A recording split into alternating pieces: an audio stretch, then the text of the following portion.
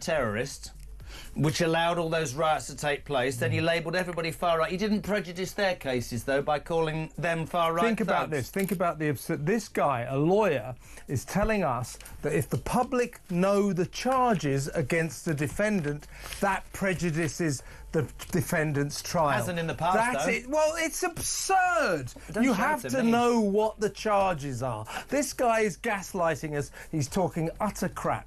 It's a disgrace. A man who won't speak utter crap is the legend is Kev O'Sullivan. He is here from 7 Petrie from town. I'm going home because I live there. See you tomorrow at 4. Ta-ra!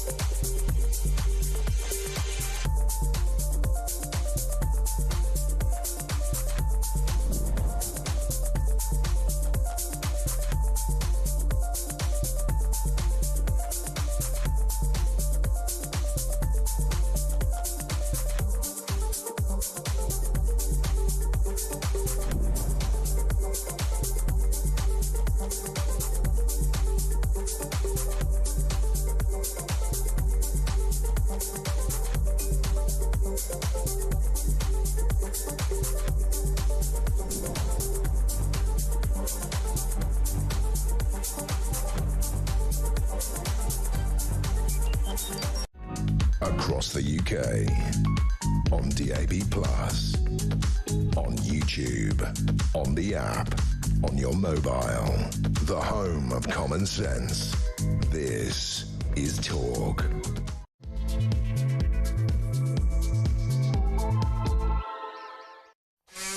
Welcome to the show. Good evening and welcome to the Political Asylum. I am your genial host, Kevin O'Sullivan, and I will be with you for 3 thrilling hours of news, views and topical debate.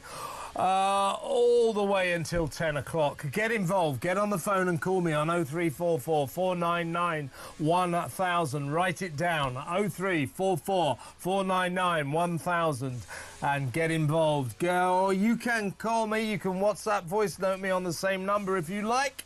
And I promise to play your message out. But call me if you can. It's good to talk on Talk.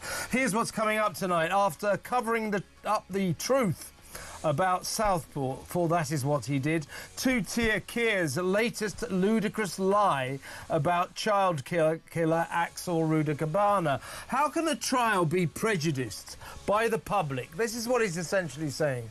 By the public knowing what the charges against the defendant are. That's what he's saying. That if we'd known that Rudakabana was going to get charged or was in possession of ricin and an Al-Qaeda manual, that would have prejudiced his trial. So his system is what? That we no longer tell anyone what defendants are charged with, because it might prejudice their trial. This guy's... either he just doesn't understand the law, which I'm assuming as a lawyer he does, or he's just lying. This is just silly little schoolboy lies. What on earth is he talking about? This utter nonsense. Why is our Prime Minister assailing us with this utter garbage. 0344 499 1000. And why are the Merseyside police still treating this case as entirely not terror-related? This guy had an Al-Qaeda training manual and ricin poison at his home. Don't you think this inexplicable approach by the cops is quite simply bizarre? 0344 499 1000. Also tonight, the wonder of Trump. I rather like his policies, but it was mainly the look on the Bidens' faces, the grimaces of the Clintons and the squirming of Obama that I loved as the new president tore up everything they stand for and chucked it straight into the rubbish bin of history. Hilarious and priceless. So long, woke. It wasn't nice to know you. Farewell, net zero, and good riddance. 0344 499 1000. Plus, as the useless British authorities continue to agonise over potential accusations of racism and Islamophobia, why are the French so unbothered by such niceties? Why have the French banned the burqa and we haven't? Why do the French see Islam as a possible threat while we see it as something to suck up to and be scared of? 0344 499 1000. In other shocking news, this government is writing off a staggering 1,300 young people every single week from ever having to work again. Every week, 1,300 young people are told, yes, you qualify, you don't ever have to have a job. Here's your benefits, here's your welfare payments for life. More than 700,000 under 35s have been assessed as unfit to hold a job for the rest of their lives. These assessment interviews by Liz Kendall's work and pension staff are conducted on the phone. And this scourge is hurtling the UK towards a benefits crisis that many believe is already spinning way out of control. Is it even retrievable? 0344 499 1000. Also later, the trouble with inveterate lefty Attorney General Lord Richard Hermer and his mania to offload the strategically important Chagos Islands to China's friend Mauritius. He believes Britain is an imperialist country whose colonialism is based on racism. Of course it is. But does this Labour veteran basically just hate the UK? 0344 499 1000. We know the Prime Minister does, but does his mate Lord Richard Hermer? Let me know what you think. And what is to become of this country amid the exodus of the wealthy and successful? Since Labour tricked its way into power, millionaires have been quitting these shores at the rate of one every 45 minutes. Will the last talented person to leave please turn out the lights? 0344 499 1000. All that and so much more, so don't go anywhere. Stick with me right here, right now on Talk, the home of free speech and common sense. Let's spend Tuesday night together. And you know what it means if it's Tuesday night? It means it's Rod Liddle, columnist for The Sun, The Sunday Times and The Spectator. You have been warned. Welcome, Rod. Hello, mate. How are you doing? I'm very, very well. Now, I wanted to get you on this because you will have thrilled to the Prime Minister's address to the nation this morning about Southport and Axel Ruder-Cabana. Now, you know, you're a journalist, I'm a journalist, you know, we know these things. I think a lot of the members of the public know these things. He effectively said, you know, I'd have never been yes, I knew about the ricin and the Al-Qaeda manuals, which he finally conceded was probably something to do with terrorism. He said, but if I'd have affected the trial, prejudiced the trial of this man, the public would never have forgiven me. So what's he saying? What's he saying? This is what he's saying is that if the public know the charges that a defendant is accused of when he goes into court, that will prejudice his or her case. That's what he's saying. That we mustn't know charges against defendants because they can prejudice a trial. The utter absurdity of that is off the scale. He's lying, Kevin. And he's lied throughout this whole case.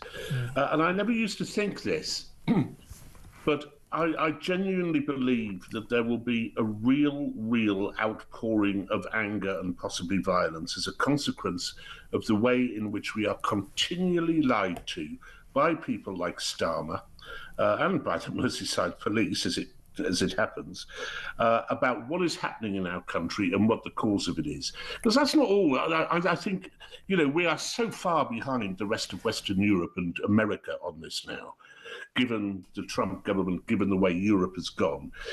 There is us left alone being lied to and dissembled to by people who wish to protect their idiotic agendas. Now, he didn't only talk about the court case. He also said, so Keir Starmer was given the chance to sort of look through and pick out what the common determining factors are for these sorts of attacks, such as a hideous one in Southport, where 3 little girls were murdered. And he said it was young men alone in their bedrooms. It's them.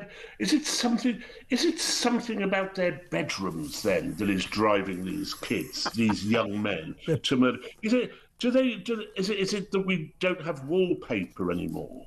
What is it exactly? What is this cause that he thinks? And he's looked back through all these atrocities which have happened. People stabbed on London Westminster Bridge, Manchester Arena blown up, Sergeant Rigby murdered in the street. The bombs on the London Underground, which killed 52 people. He's looked at that and thought, it's bedrooms. It's people in bedrooms. The word Islamism and Muslim and jihad never passes his lips. Unbelievable. Could that not be the connecting factor in these? Yeah. Let's just state, Rod, what the truth is. You're absolutely right. I've said it on Twitter all day. The Prime Minister this morning lied to this nation. I think he's lied many times, but this was a barefaced, shameless and in our face. He said that, yes, he knew about the ricin and the Al-Qaeda manual from day one when Axel Rudakabana's house was searched. He knew about it, but chose not to reveal it because he said to reveal that would have prejudiced the trial. No.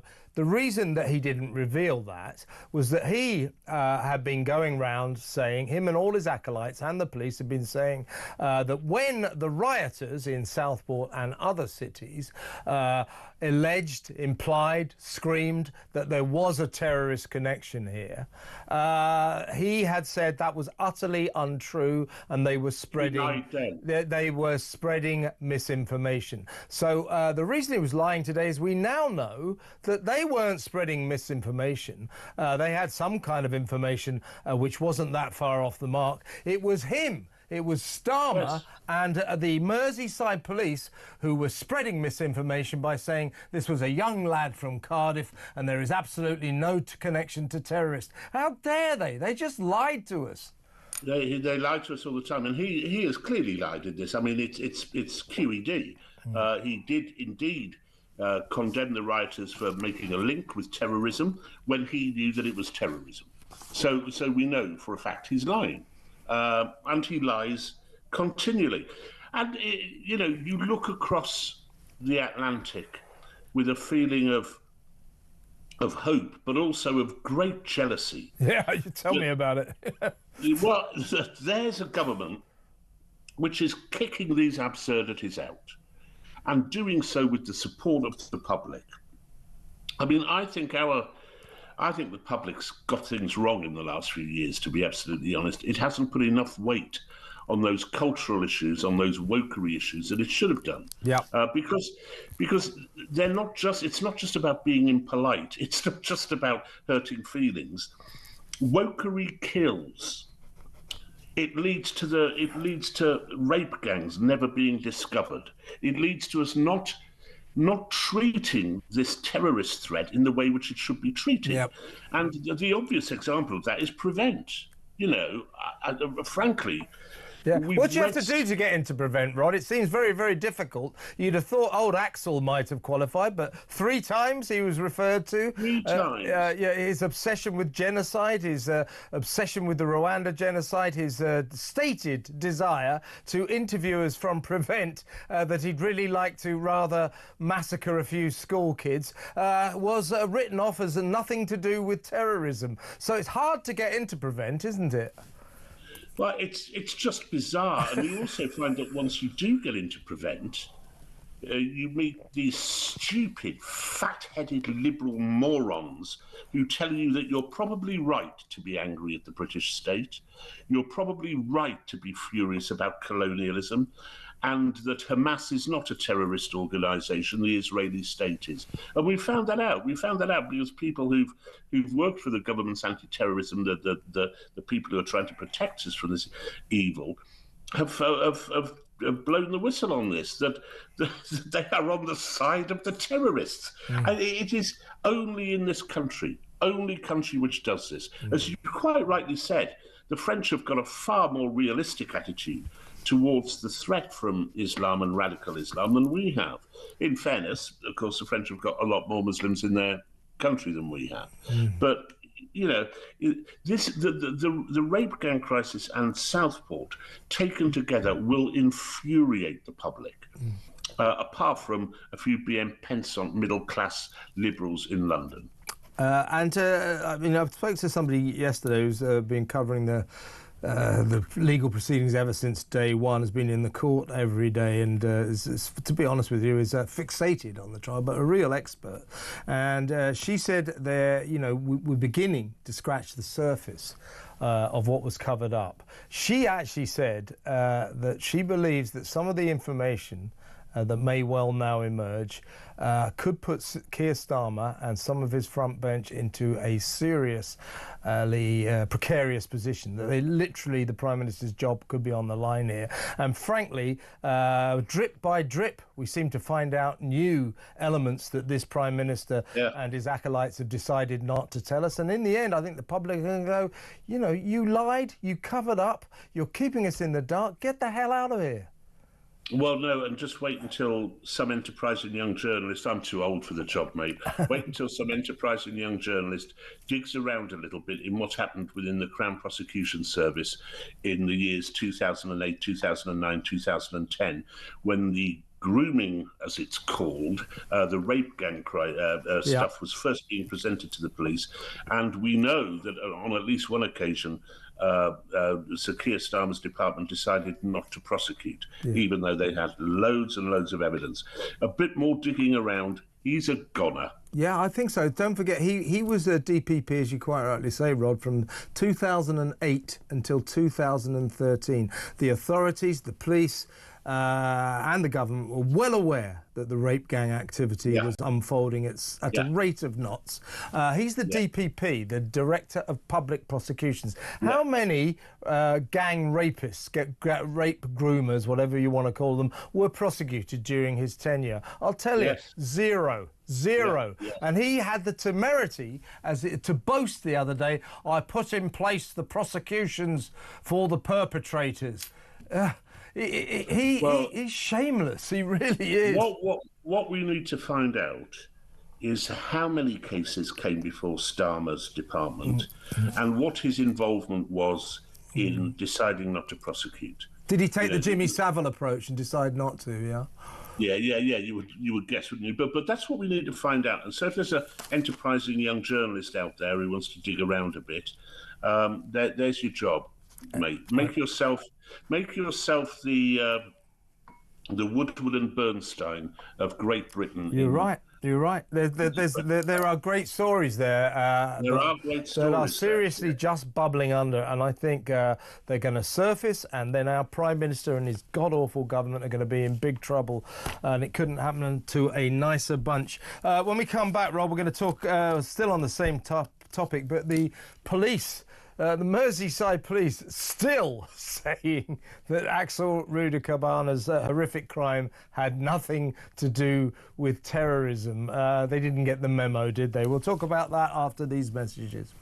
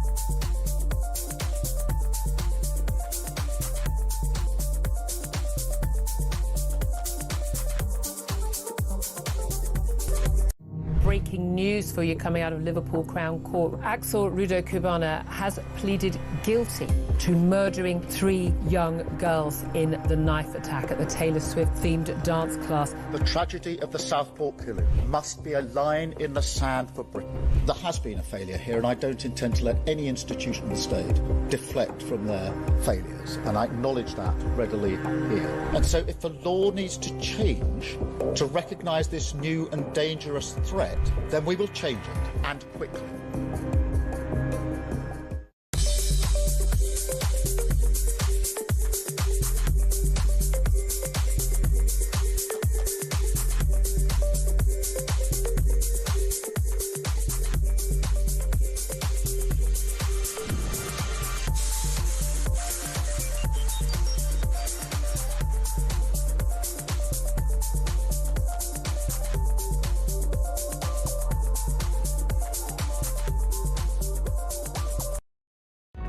Across the UK, on DAB+, on YouTube, on the app, on your mobile, the home of common sense. This is Talk. Welcome back. I'm still talking to columnist for The Sun, The Sunday Times and The Spectator, Rod Liddle. And, of course, now a presenter on Times Radio. You can catch him every Saturday morning from 10 a.m. until 1 p.m. He's actually altered my weekend activities, so I'm now a Liddle fan. There's no doubt about it. Thanks, mate. Right. Mate. Hey, one thing we didn't mention. Yeah, go on. Radabakana pleaded guilty. There's no trial. Yeah, there is that, which was a surprise. And so it cannot possibly be contempt of court. There is no trial. Yeah, well, there is that, but then again, he's talking about when he first knew, back in whenever it was, July, wasn't it? Whenever the attack happened. So he covered up then because, well, he was terrified what we, the public, might do. He was terrified what we... Yeah, and also he was terrified of admitting that the rioters were right. There was a terrorist act. Yes. But let's go back. I got it wrong, incidentally, Kev. Yeah. You know, I said it was precipitous of Nigel Farage to say that this was terror related. I don't know that Nigel knew for certain that it was. You know, But I thought, no, this isn't terrorism related, it's a nutter. But this is the other thing, of course. Whenever an attack takes place, a jihadi who looks like a jihadi and who's wearing jihadi stuff goes and murders 7 people, perhaps on a bridge, perhaps in a town centre, stabbing them and shouting Allahu Akbar, and is found to be a member of or supporter of Al-Qaeda and had help from various Al-Qaeda-ish sources, and the police and Keir Starmer will tell us that he was a Norwegian with mental health difficulties. You know, that is what we get time and time again, and people don't buy it anymore. Yeah, you know, we've had enough, and I want to talk about the police now. You know, kicking and screaming, Keir Starmer finally today conceded that the fact that Ruda Gabana had an Al-Qaeda manual and ricin poison in his house did kind of indicate terrorism. Thank you very much, Keir. Welcome aboard what we always knew. But extraordinarily, Rod, the Merseyside police still don't say there is any connection to terrorism. Because they can't find any evidence that he adhered to any kind of ideology, as in Islam or Muslimism or something like that. If you've got an Al-Qaeda manual and a stock of ricin poison, and you go into a dance hall and you murder 3 kids and try to kill 10 more people with a kitchen knife, apparently shouting Allahu Akbar as you go, you know, wouldn't you feel that perhaps the Merseyside police might consider a potential terrorist element here? But no. What is that all about? A poison has gripped hold of all of our major institutions in the last 20 years. arguably the last 30 years, but particularly badly in the last 20 years. It's an adherence to an ideology which, because it doesn't work and is self-evidently stupid, means they have to lie, they have to dissemble, they have to put us off the scent. And it's not just the police. The police are one of the worst offenders at the moment, but it's a judiciary, it's the social services, it's the BBC, it's the Church of England. The whole establishment has been poisoned by this vacuous ideology which says that whatever happens in this country, you must never have a go at Islam as a consequence, and that whilst holding that in your mind, you also support LGBTQI, whatever letters of the alphabet you want. So two things which are directly contradictory, you know? Yeah. Listen, and they sign up to it all, and this is why Liverpool police, Merseyside police, are still lying to us. They're lying, and they're stupid, they're losers, they're terrified of being called Islamophobic or racist. It's just ridiculous. Now, a friend of mine, Rod, let's see if you can predict what kind of answer he might get. He's put in a very good Freedom of Information request to Merseyside Police and the Crown Prosecution Service, and that is to ask why it was, after the arrest of Axel Rudakabana following his atrocity, that the picture the police and the CPS and the authorities released was of an angelic 12-year-old when he was nearly 18. Now, if you asked me to draw a picture of a psychopathic murdering lunatic, I might come up with the picture we're looking at right now. Do you know what I mean?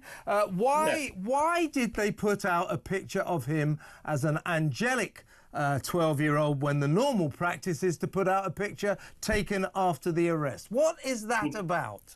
Do we know that they had that picture at the time? The 12-year-old picture? No, this picture. Do we know that they had that picture available? Yes, apparently it was taken straight after his arrest. Well, there's no possible explanation for it other than abiding stupidity, cravenness and political correctness. That's what it is, isn't it? It is. If we put a picture of him looking like the lunatic that he clearly is, then people will think badly of him. And we can't have that because he's a person of colour. He's a person who sympathises with Islam. People will think badly of him. I'll tell you, Rob, why I think quite badly of him. It's because he murdered 3 children and tried to kill 10 more. That's why I think badly of him. Yourself? That's exactly right. It has become a warped view of the world that we are forced to pretend to have some sort of sympathy with this barbarian who we've let into our country, almost certainly wrongly in the first instance, and now have to put up with his murderous attacks because he loathes everything that our country stands for and thinks that as a coward, by murdering young girls aged 6 and over, that somehow will get him into the kingdom of heaven. It is a warped, disgusting and vile ideology, and we should have no more patience with it. Totally agree. And how long do you think it will be before the authorities inform us that Axel Rudakabana was in fact a loner with mental health issues? Oh, well, almost certainly tomorrow, mate. Almost certainly tomorrow. Yeah. And, you know, it's as if anyone who commits murder, particularly against defenceless little girls like that, isn't mad. Of course they are. But what makes them mad? It's not his bedroom, you know? It's the ideology. It's the ideology which does it, you know? Yeah. And the sooner we accept that, the better off we will be. The French seem to have got a grip. It is extraordinary. I've got to go in a second, Rob, but it is extraordinary, isn't it, that you know, everything that we've been talking about, the fear of the police and the teachers and the local councillors during the rape gang scandal, of being accused of Islamophobia, of being accused of racism, of, you know, stereotyping the rapists. They were Pakistani Muslims, by the way, men. It's still prevalent in ludicrous organisations like the Merseyside Police and indeed the Labour government. Well, and indeed Keir Starmer, who said, you know, anyone who wants an inquiry is jumping on a far-right bandwagon. That is exactly what caused the problem in the first place, you absolute retard. That is sorry, I said the R word. You're not meant to say that anymore, are you? It works for him, I think. I think it works for him. But that is what caused the problem in the first place. People saying you're far right if you want to investigate this. You know, it's absolutely, it's a scandal as well, and we've got to break out of it. I'm going to be doing a piece on France, which, for all its problems, has shed the shackles of this nonsensical middle-class angst and started. Well, so is Europe. Yeah. Europe generally, yeah. Europe and America, just us left. Yeah, let's get a Donald Trump in charge of this country ASAP. Rod, great to talk to you. Good luck with your show on Saturday. I'll be tuning in, and we'll talk next week. Rod Liddle, the brilliant columnist for The Sun, The Sunday Times, and The Spectator. I recommend you read him in all those publications. Really a great writer, really interesting. And also now you can listen to him on Times Radio, 10 until 1 p.m. on Saturday mornings. Well worth a listen to. Now, when we come back, I'm going to be talking to Tim Montgomery, formerly of the Tory parish, but he has, of course, defected to Reform UK. I'm going to get his take on events over the pond in America over the last couple of days. It's been real-life drama of the highest order, a real sight to see, popcorn stuff. So we'll talk to Tim about that after this break. Stay tuned.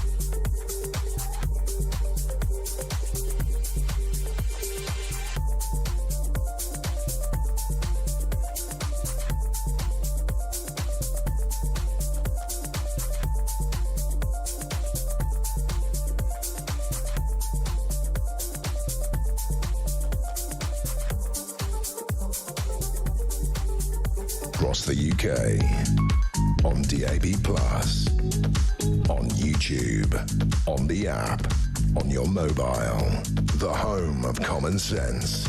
This is Talk. Welcome back. What a pleasure. In the studio is the great man himself. It's former Tory guru and now Reform UK luminary, Tim Montgomery. Welcome, Tim. Well, I don't know whether you should be grateful for me being in the studio, Kev, because I'm actually full of cold, so... Oh, great. Tomorrow I'll be sitting with a handkerchief, taking his name in vain. Let's talk about America, talk about yesterday. What an extraordinary day that was. We can have some reflections on some of the drama, some of the pomp and ceremony in just a little while. But for me, I rather like most of his policies, probably all of them actually.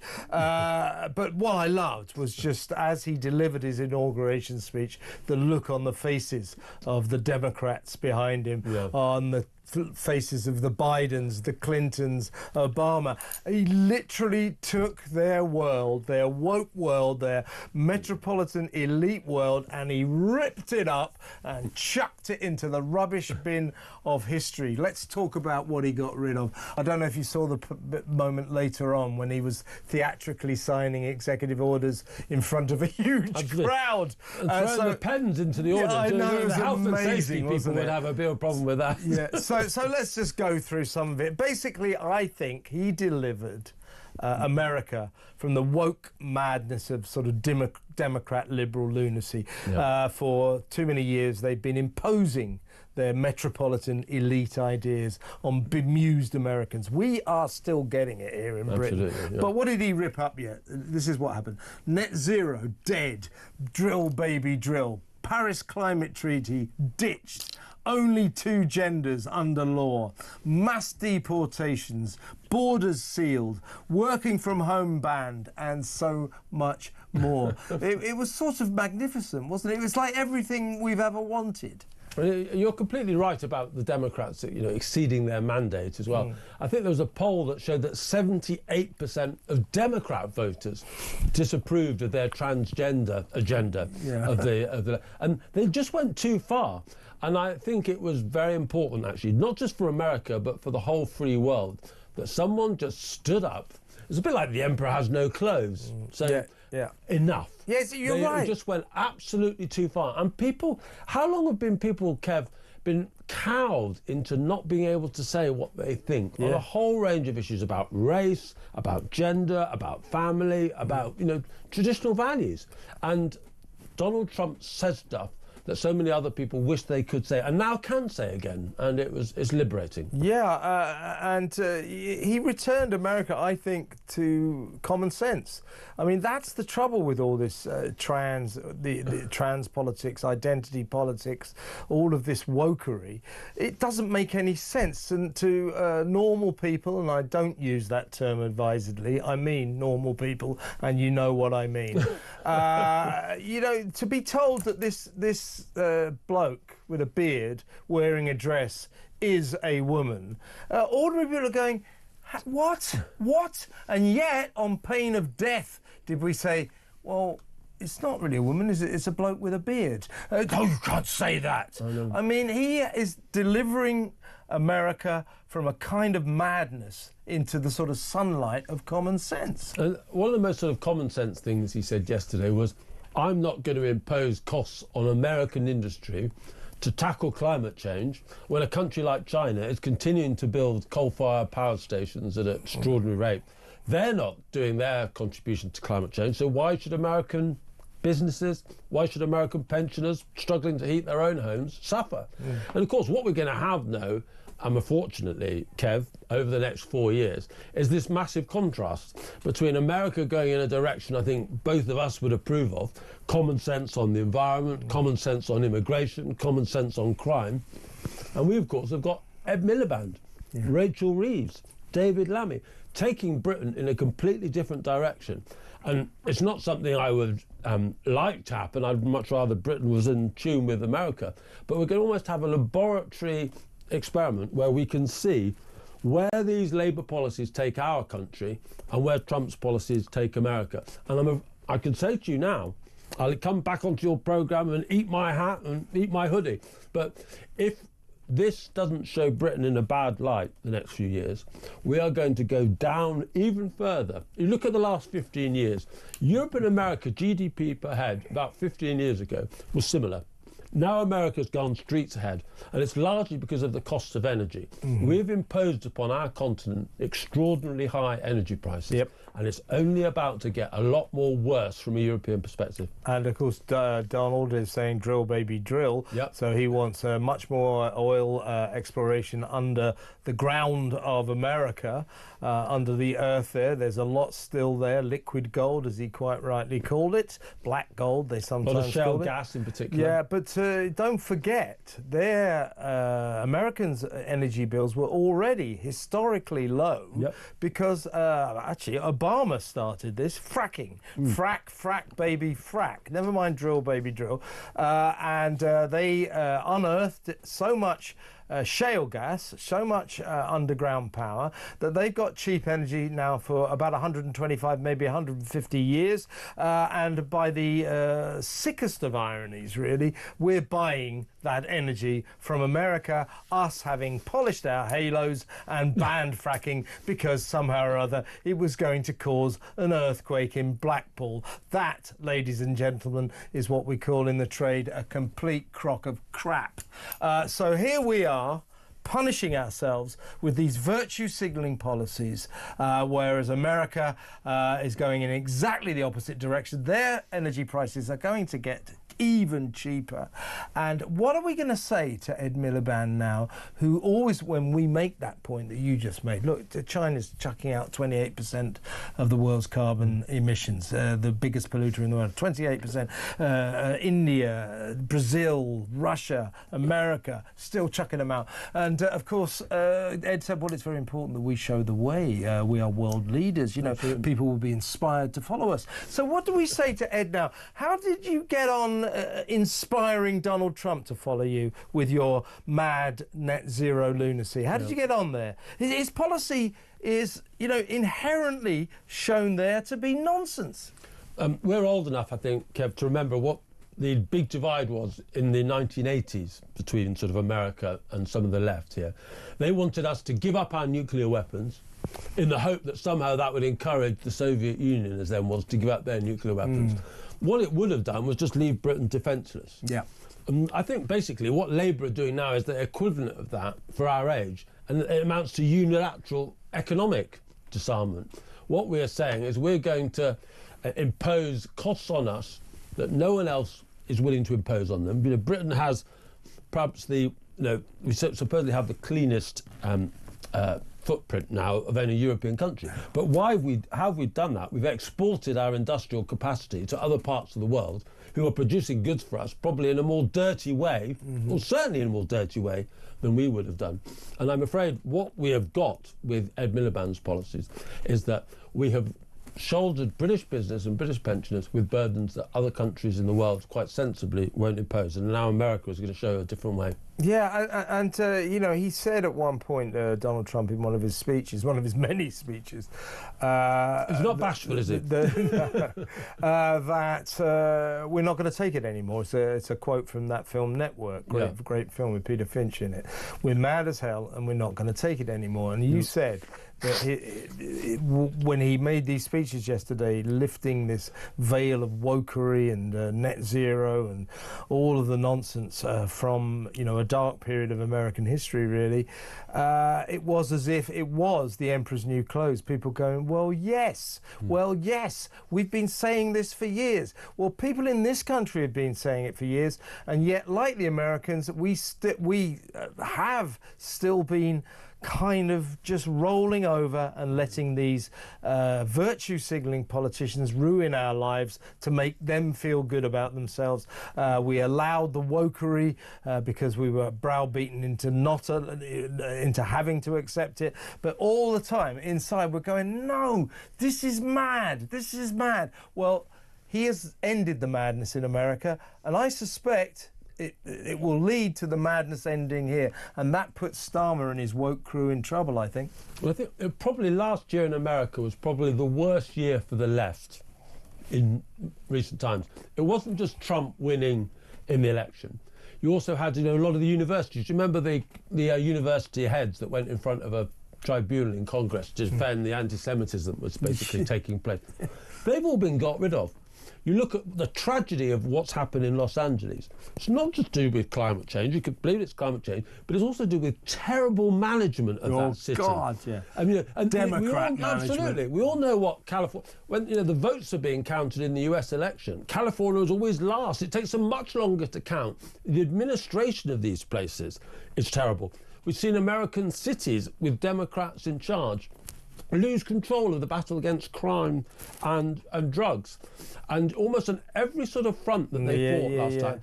And I think it's a great encouragement to the right, to what I would regard as sensible people around the world. America has shown, often as it does, it's the leader of the free world in more ways than one. It's shown a way forward. But just one question for you, Kevin. You said you agree with most of what Trump put forward. Where are you on the tariffs? Yeah, that's question? the one area where I think, Excuse me, sniffing away here. That's okay.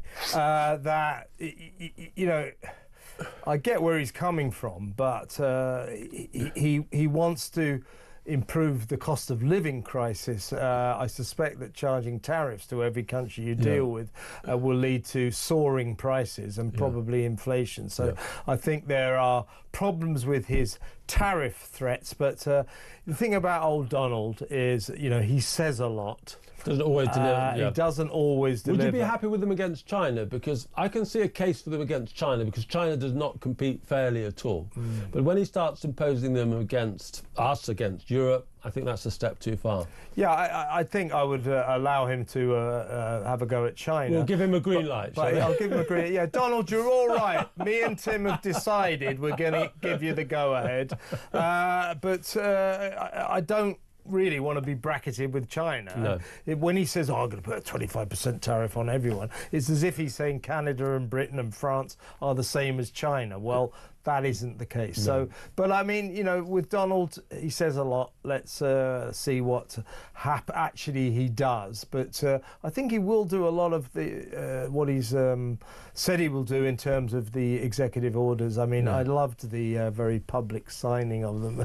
And then in the middle of it, you were watching it, he turned to the crowd again. Can you imagine Joe Biden doing this? I tell you, he is something. Listen, when we come back, we'll talk more about America, Trump, the wonder of Trump. But we're going to be honest about it and say, do we have a special relationship with the States? I think there's a special relationship, but does Donald Trump and his Republican administration have a special relationship with our socialist extremists? I think not. We'll talk about that after these messages. Stay exactly where you are.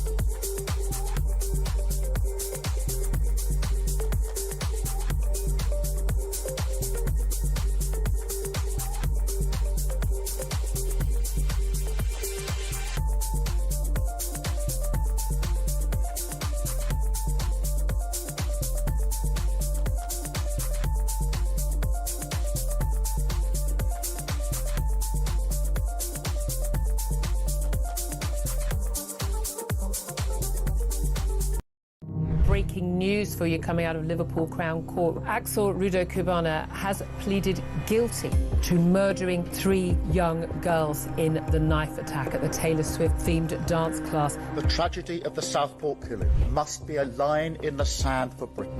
There has been a failure here, and I don't intend to let any institution of the state deflect from their failures, and I acknowledge that readily here. And so if the law needs to change to recognise this new and dangerous threat, then we will change it, and quickly.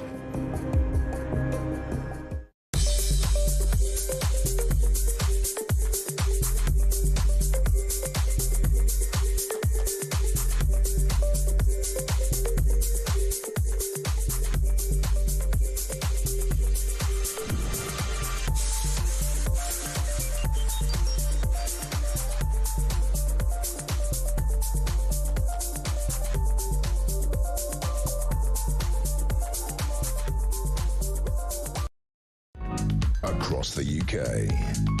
On DAB+. On YouTube. On the app. On your mobile.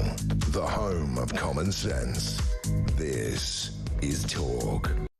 Welcome back. I'm still with Reform UK luminary. Luminary? Yeah, I think that's what you are. Tim Montgomery. Do you have a position there, or are you just a party member? Well, I'm primarily like you. I'm still a journalist, so I'll criticise Reform when I think they need to be criticised. I said that the other day. I had some problems with Reform UK, and I don't mind saying so. I wasn't very keen on their apparent softening on the Shamima Begum line, where Nigel Farage suddenly said he might consider letting her back. I didn't think that was right.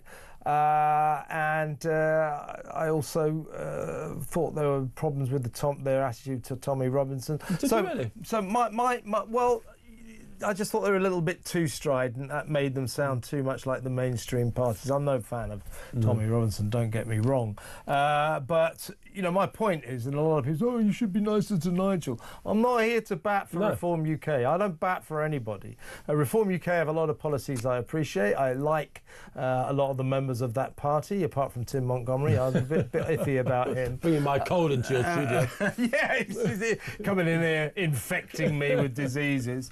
But I, like yourself, I reserve the right to have a go at anybody. Anyway, first of all, we're going to talk about the potentially very dodgy relationship between Donald Trump and his administration and Keir Starmer's administration in just a second. But in terms of people that Donald does like in this country, he certainly doesn't like Keir Starmer. He doesn't like Lord Mandelson. So that's an interesting area of debate. But he obviously likes Nigel Farage, clearly.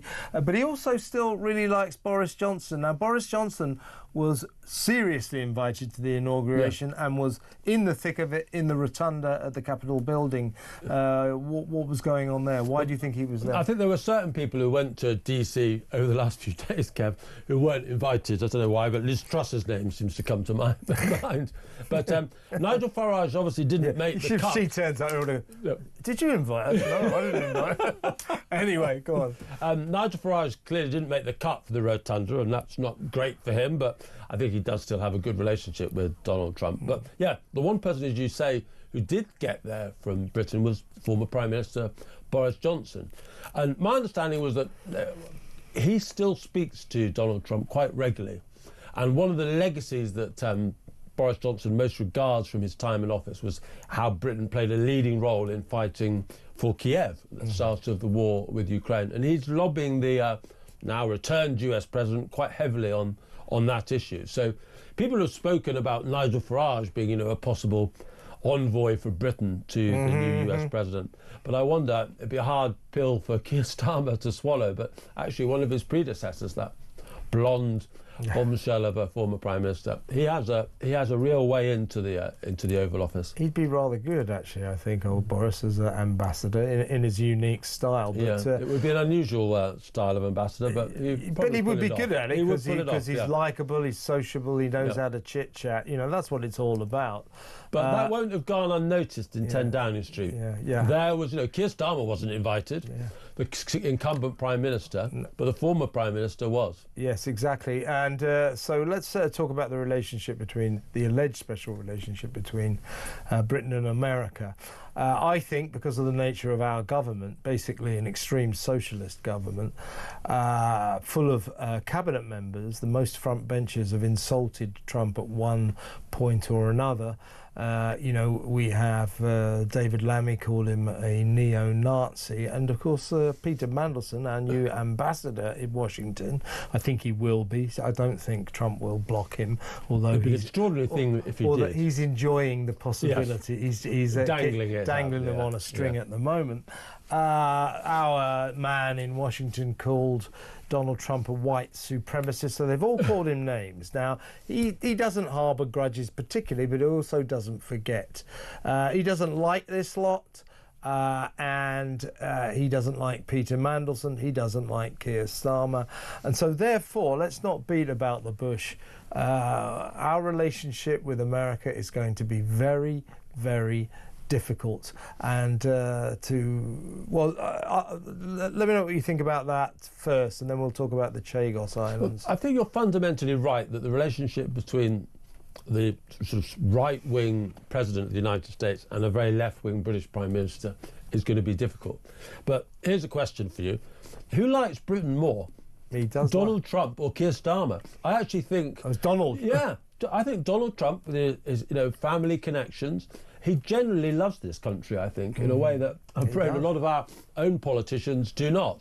And you look at the way he greeted Prince William, the Prince of Wales, in Paris recently. You look at the way he talks about, our now, former Queen. There is a real, the business investments that he's made in this country. He likes this country. He does. And through people like Nigel Farage and Boris Johnson, he definitely still has connections with us that I think would limit anything he would say too negatively about us. And one of the things we were just talking about, tariffs, Kev, if, for example, tariffs are imposed on the EU, I think there's a possibility now, because of our exemption from the EU, we could be spared them. So I think if the Labour government plays it correctly, and Donald Trump does like people who have been on the wrong side of him and come round to respecting him, if they can play it right, there are still advantages for Britain because of that affection that he has for us. If they've got the intelligence and the diplomatic skills to do it, and so far it doesn't look as if they have, frankly. I mean, even appointing Mandelson was not a great move, and I think Mandelson will be an American ambassador who doesn't really ever get to see the president. He will just be there. He won't be any use to this country at all. I disagree with you on that, actually, if I may. I think Mandelson is a controversial appointment, but he's a skilled politician, and I think that Trump will know that, unlike a standard ambassador, he will be able to contact, he's got the ear of the British Prime Minister. And let's see which one of us is correct. I'll give you that. I must admit, when I first heard his name, I thought, well, that's not a bad idea, because what an ambassador needs to be is pragmatic. Yeah. He needs to be able to shake hands with the devil, as Jack Straw once said. Yeah. Certainly Peter Mandelson will be able to do that, so he'll be like the devil shaking hands with another devil, the Prince of Darkness. Not for nothing is he nicknamed that. Now, what do you make of this? Is an interesting impending event. Now, Lord Richard Hermer, an inveterate Labour lefty who thinks that the trouble with Britain is it's colonial and racist, and who has never seen a dispute that he didn't think Britain was wrong in. He is busy. He's our Attorney General, big mate of Starmer's, busy trying to give the Chagos Islands to China's friend Mauritius for no apparent reason. It's because it's colonial in it, territory. We haven't got long now, Tim. They've given the President Trump, the chance to veto this. I think he will, don't you? I hope so. It's a terrible deal. What's costing us £9 billion potentially? Yeah. 800,000 a year for 99 years. Yeah. Thanks. Yeah. So no, I hope if Donald Trump can do one thing immediately to help this country, it would be that. Yeah, so we look forward to that. Tim Montgomery, how fantastic to see you in the studio. Good luck with the cold. If I catch it, you'll be hearing from my lawyers. In the meantime, next up, we're going to talk to Gavin Mortimer in France. Now, France has banned the burqa, has a very hardline attitude to Islam. Why don't we ban the burqa? That will be our next question. After the news, stay tuned for that. This is The Political Asylum.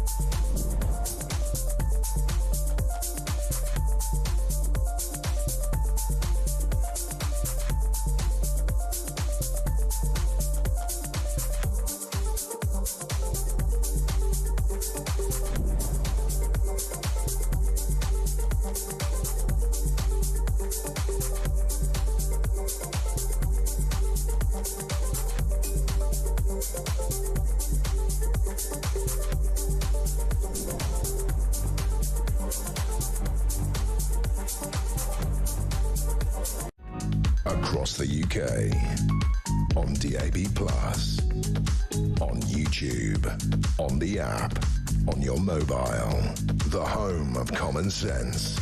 This is Talk.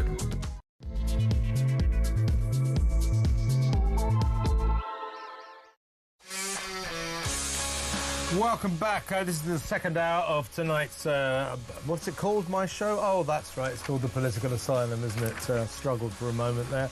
Yeah, this is the second hour. We have lots still to come. In a little while, we'll be taking your calls in half an hour, in fact, 8:30, 0344 499 1000. I'm tempted to say to you, is the Prime Minister lying? Was the Prime Minister lying when he said he didn't reveal the terrorist details about Asylum, the Southport killer, because he didn't want to prejudice the trial? But the answer is yes, he was. Because there's no way that the public, knowing what a defendant is charged with, can prejudice their trial. That would be like saying, oh, we can't put anyone on trial for murder, because that's a terrible offence. That would prejudice his trial. It's ludicrous. It's mad. And he's a lawyer. He knows. He's talking utter garbage to us. Your thoughts. He covered up by not telling us the truth about Southport. All those rioters, far-right thugs, spreading misinformation. Well, they weren't, were they? They feared there was a terrorist aspect to all of this, and they were right. He was the one who said, no, not true. So he's the one spreading misinformation by killing correct information. And that nonsense he came out with this morning, just garbage. Utter garbage. He's lying to us. Your thoughts that the Prime Minister is barefaced lying to the public. 0344 499 1000. And any more thoughts you got about Donald Trump and him ripping up the woke Bible, the Diary of Wokeism, destroying it in 2 speeches flat yesterday. Fantastic. Your thoughts on that? Don't you wish we could have a Donald Trump here running this country properly instead of lying to us? 0344 499 1000. No more net zero, no more wokery, no more having to pretend that blokes in dresses with beards are women. None of that nonsense. All gone, all gone. Law and order retained. Sovereign borders. Deport the illegals. All of that. Isn't that what you want? Isn't that what we all want? Did Donald Trump speak for us all when he spoke for America yesterday? America is being delivered into the light of common sense. We here in Starmer's Britain, Starmer's nightmare, are still trapped in the darkness of what these virtue-signalling politicians want to impose upon us. And I'm sick of it. As Donald Trump said, we're sick of it. We are not going to take it anymore. Am I right? 0344 499 1000. You might disagree with me, but you better not. Talk to you later. Now, let's get straight on with the show. We're going to go across the channel now and talk about France. Now, the events of the last few days, the fact that our government covered up the truth about Southport, about that awful murder in the dance hall, those 3 murders, 10 people injured, that lunatic running around with a kitchen knife stabbing kids to death, apparently shouting Allahu Akbar while he was at it.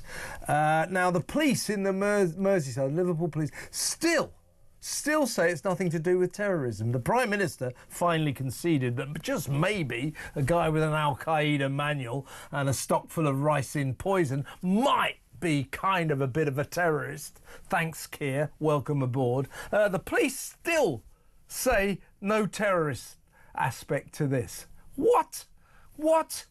If you really think that, you rozzers, go and get another job.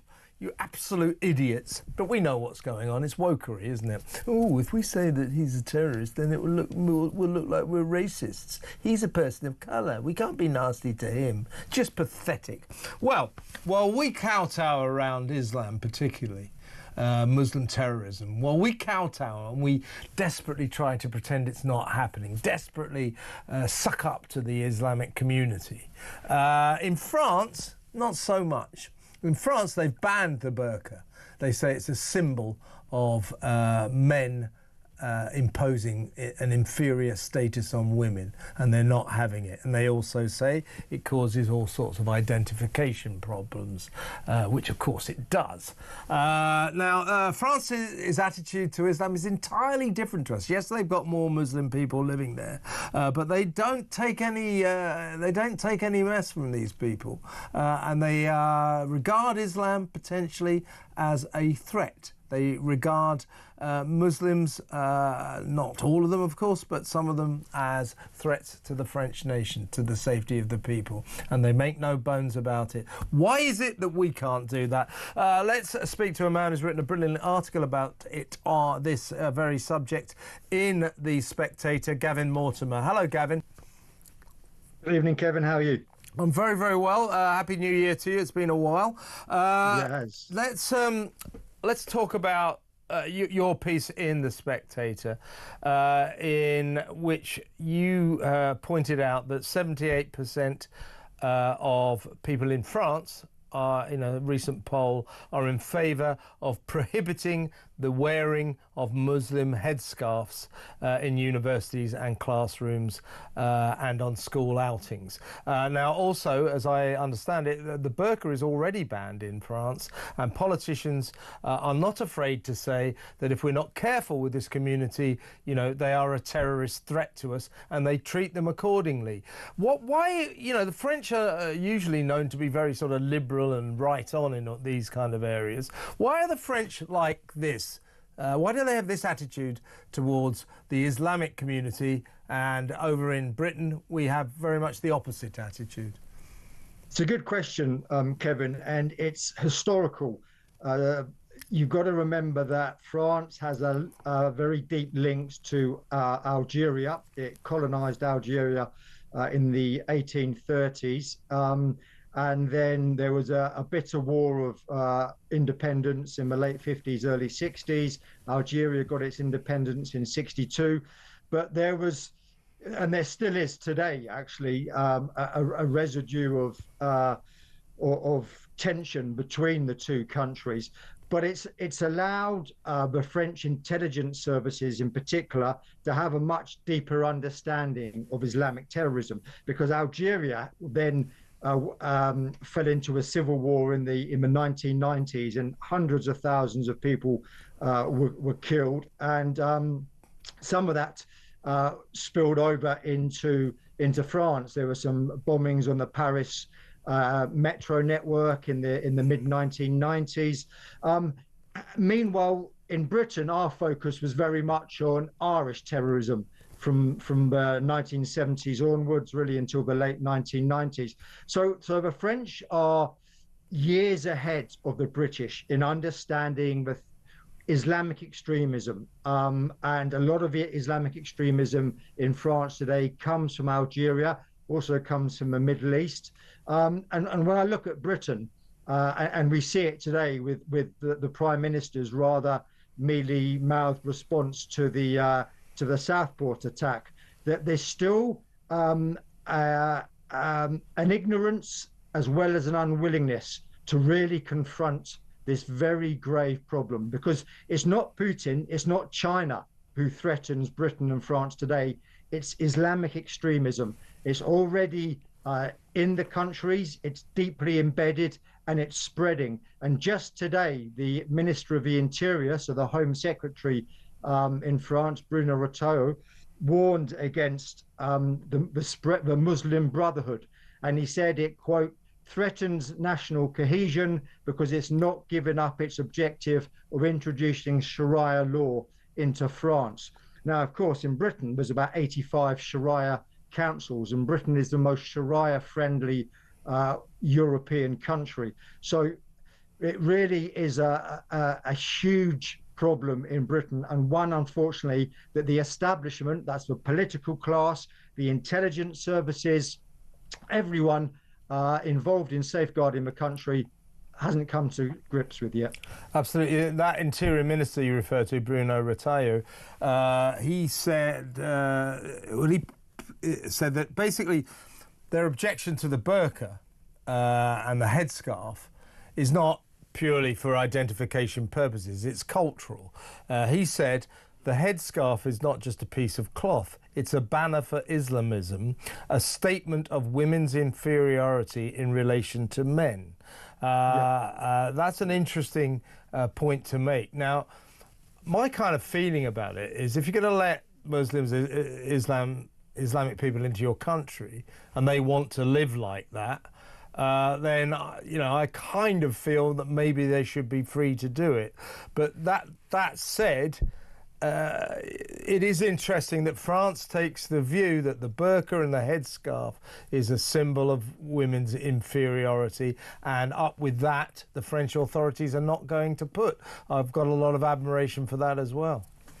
I mean, my view is in Saudi Arabia has strict rules on dress. It's an Islamic country. They should be respected. When Qatar hosted the 2022 World Cup, alcohol wasn't allowed in stadiums. Okay, that's part of Muslim law.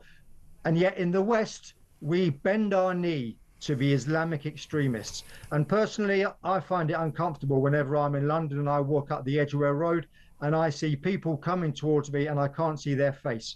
And in France, the view is that it's a sign that you don't want to be part of French society, that you don't respect Western cultures and traditions, and that it's a form of separation. It's a form of saying, I am separating from your culture, from your country. I'm going to live in a parallel society. And that, as Bruno Retailleau said tonight, is not good for national cohesion. Indeed. And as you mentioned the Muslim Brotherhood earlier, and I think what the French are particularly worried about, that these guys, you know, I suppose to their credit, they're not that keen on terrorism.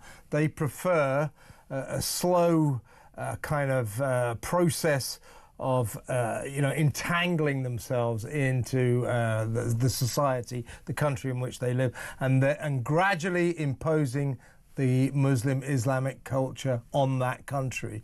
And that's what the French are worried about. And that's what I fear we are letting happen in this country, in Britain. Absolutely, Kevin. No, it's soft power. And it's a long-term strategy. It's been going on since the really took off post-Iranian revolution, so 1979 with the Ayatollah Khomeini, and then it began to accelerate. Of course, we first saw in 1989 with Salman Rushdie affair, and it's this ideological, intellectual intimidation more than physical intimidation. Because, and that's this is the thing, of course, because I'll give you an example, Kevin.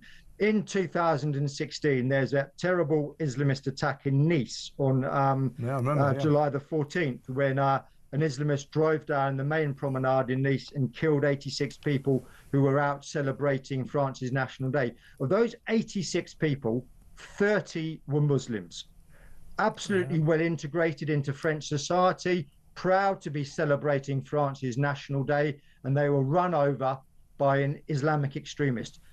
It was a terrible, if I can put it this rather crude way, PR. It backfired for the Islamists. So what did they do? They, in the next 3 or 4 weeks, sent out a lot of people onto French beaches wearing the bikini. If you remember, this captured the whole of the Western. There was lots of outraged articles in the leoparding breast. It's this sort of Islamic swimsuit. And they did that because it was not allowed on French beaches, mainly actually of the swimming hazard, because it can drag people under in the currents. But they quickly turned it round so that Muslims became the victim of this brutal French state. Oh, they're not even allowing us to wear what you want to wear on the beaches. And this is at the heart of the Muslim Brotherhood and Islamic extremism. It's the victimhood. we are the victims of these, particularly in France, that we're not allowed to wear what we want. Now, France's laicity, secularism, that's a law. It separates church from state, introduced in 1905, really by the left, and it was to end the power of the Catholic Church. And yet today, 100 years later, left-wing politicians in France attack this laicity law because they say it discriminates against Muslims. It doesn't discriminate against Muslims. It just forbids the wearing of religious symbols, whether it's a crucifix, a Jewish kippah, or the Islamic headdress. But the Islamic extremisms twist it to make it seem that they're being victimized when they're not. Absolutely. Now, in your article, let's talk about the syndrome. I haven't got that long left, Gavin, but let's squeeze this in. In 2019, Theresa May said that the 2015 Charlie Hebdo massacre in Paris, we remember what that was. It was Muslims, guys, with machine guns killing people in a magazine who had the temerity to publish a cartoon of the Prophet. And that's not allowed, apparently. Theresa May, then our Prime Minister, said this was not Islamic and is not in the name of their religion. We've currently got, as I think I mentioned earlier, the Merseyside police, the Southport murderer, Axel Rudakabana, who was found in possession of an Al-Qaeda manual of ricin poison, who apparently ran around that dance hall while killing those poor little kids, shouting Allahu Akbar. The Merseyside police still say they can find no connection with terrorism. Even the Prime Minister, who, by the way, is lying through his teeth about the cover-up, he's conceded there was a terrorist connection here. But we get we get dragged kicking and screaming to the bleeding obvious. We are, this country, the authorities, the politicians, the police are desperate not to suggest that crimes could be terrorism, could be by Islamic extremists, could be by Muslims. We are still scared to confront that. And it seems like the French are not scared. In 2013, Kevin, Manuel Valls, who was at the time the Interior Minister, a socialist, he rejected the term Islamophobia. He said it was a Trojan horse used by Islamic extremism to shut down any criticism of Islamism. And that has been a policy that's continued to this day, that they refuse to accept this concept of Islamophobia. Yes, of course, it's wrong to discriminate against someone, Jewish, Christian, Hindu, Muslim, because of their religion. It's perfectly acceptable to criticize a religion. And if I may just end, Kevin. Yeah, sure. You talked about Keir Starmer. He said today, we must, of course, ask and answer difficult questions that should be far-reaching, unburdened by cultural or institutional sensitivities. In 2017, Theresa May, speaking just after the Manchester bombing and the attack on London Bridge, said, it requires, enough is enough, we must tackle this ideology and it will require some difficult and often embarrassing conversations. 8 years later, we haven't moved on one iota. We are still terrified to mention the I word, and young children are dying as a result. Absolutely, Gavin. And one last point, just by way of observation, as a journalist, did you notice what Keir Starmer said this morning? Right. He did cover up. He knew. He said, yes, I knew from day one that there was an Al-Qaeda manual and ricin poison in Axel Rudakabana's house. Therefore, a clear terrorist connection. He didn't tell us about that. In fact, those charges weren't levelled until about 3 months later. They covered that up. But what he said, he said that the reason he did that was that that could have prejudiced his trial.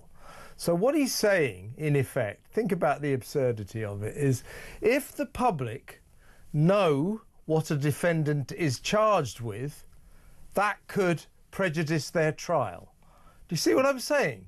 It's absolute nonsense. They're so terrified, are they, to confront the threat of Islamic extremism. They just tie themselves in absurd knots.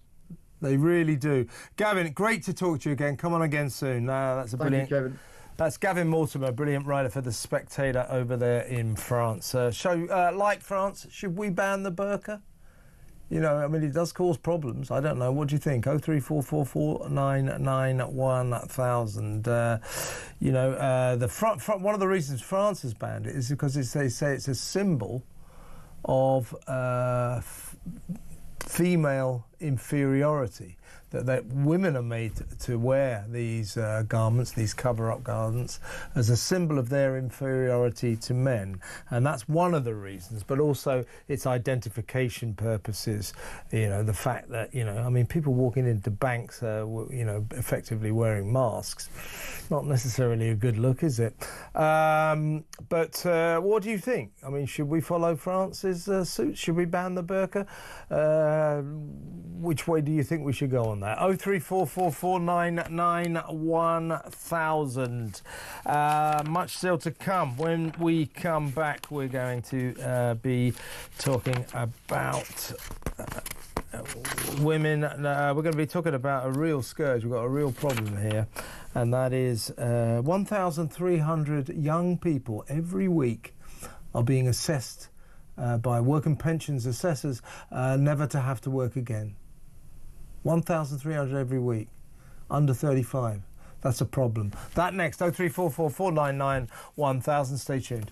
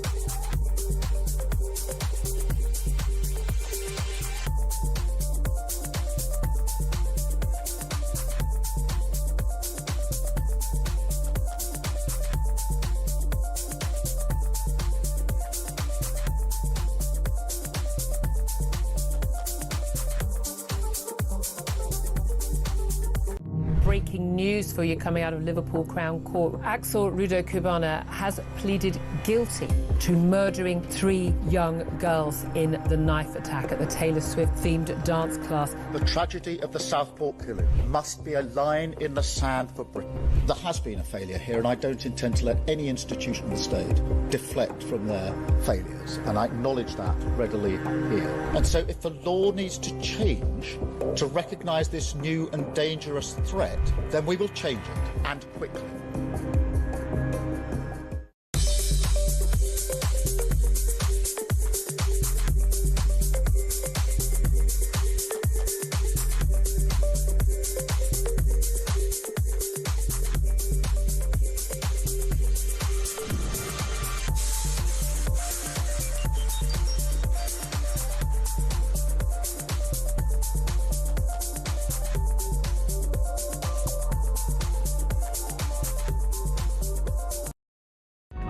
Across the UK, on DAB+, on YouTube, on the app, on your mobile. The home of common sense. This is Talk. Welcome back. We're going to be taking your calls in just a little while. 0344 499 1000. Was the Prime Minister lying this morning when he told us why he why he covered up the fact that Axel Rudikubama had a Al-Qaeda training manual and ricin poison at his house? Why did he cover up the fact that this guy was a terrorist? He says it would have prejudiced his trial. You can't prejudice a trial by the public knowing the charges. He's just talking absolute gobbledygook. What on earth does he think he's saying? 0344 499 1000. Now, this is a serious story. You've got to take this one seriously, folks. I know you don't usually take me seriously, but you must now. I order it. This is extraordinary. Listen to this. So old Rachel Reeves is over in Davos now, getting widely rejected as the last year's loser. Nobody wants to talk to her after her hopeless £40 billion tax grab business killing budget. But back here, while she's swanning it around Switzerland, Britain's most dangerous ticking time bomb is ticking away, and that is the vast number of young people getting let off work for life and landing benefits until they die. Under listen to this, more than 700,000 people under the age of 35 have been assessed as unfit to ever hold down a job. Now, young women in particular, claiming to be depressed and anxious, too depressed to work, are being excused work at the rate of 1,300 every single week. Apart from the fact that this will create a workless country, when you've got people who are economically inactive, aren't contributing, that causes all sorts of economic problems. We have a benefits welfare crisis here. The amount of money we're going to have to pay out to all these people for the rest of their lives is astronomical. Liz Kendall, the Work and Pension Secretary, is under fire from Number 10, who feels she's dragging her heels on getting this sorted out. But like her predecessor, Mel Stride, the Tory Work and Pensions Secretary, she's found out that if you go too fast with all this, you get sued in the courts. So she's terrified of being taken to court. So who rules this country? Politicians or lawyers or judges? It's judges and lawyers. Politicians running this country, just an illusion, folks. Let's talk to the chairman of the Bow Group, Ben Harris-Quinney. Hello, Ben. Hi, Kevin. How you doing? I'm all right.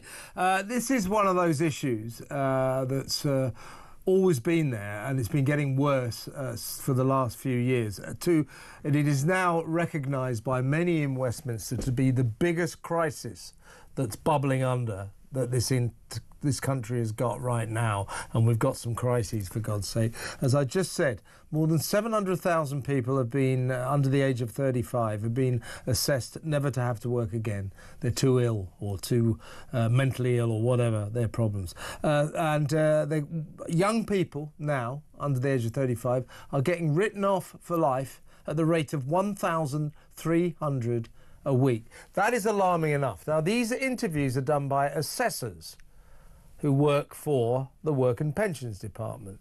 Incredibly, these interviews are done by phone.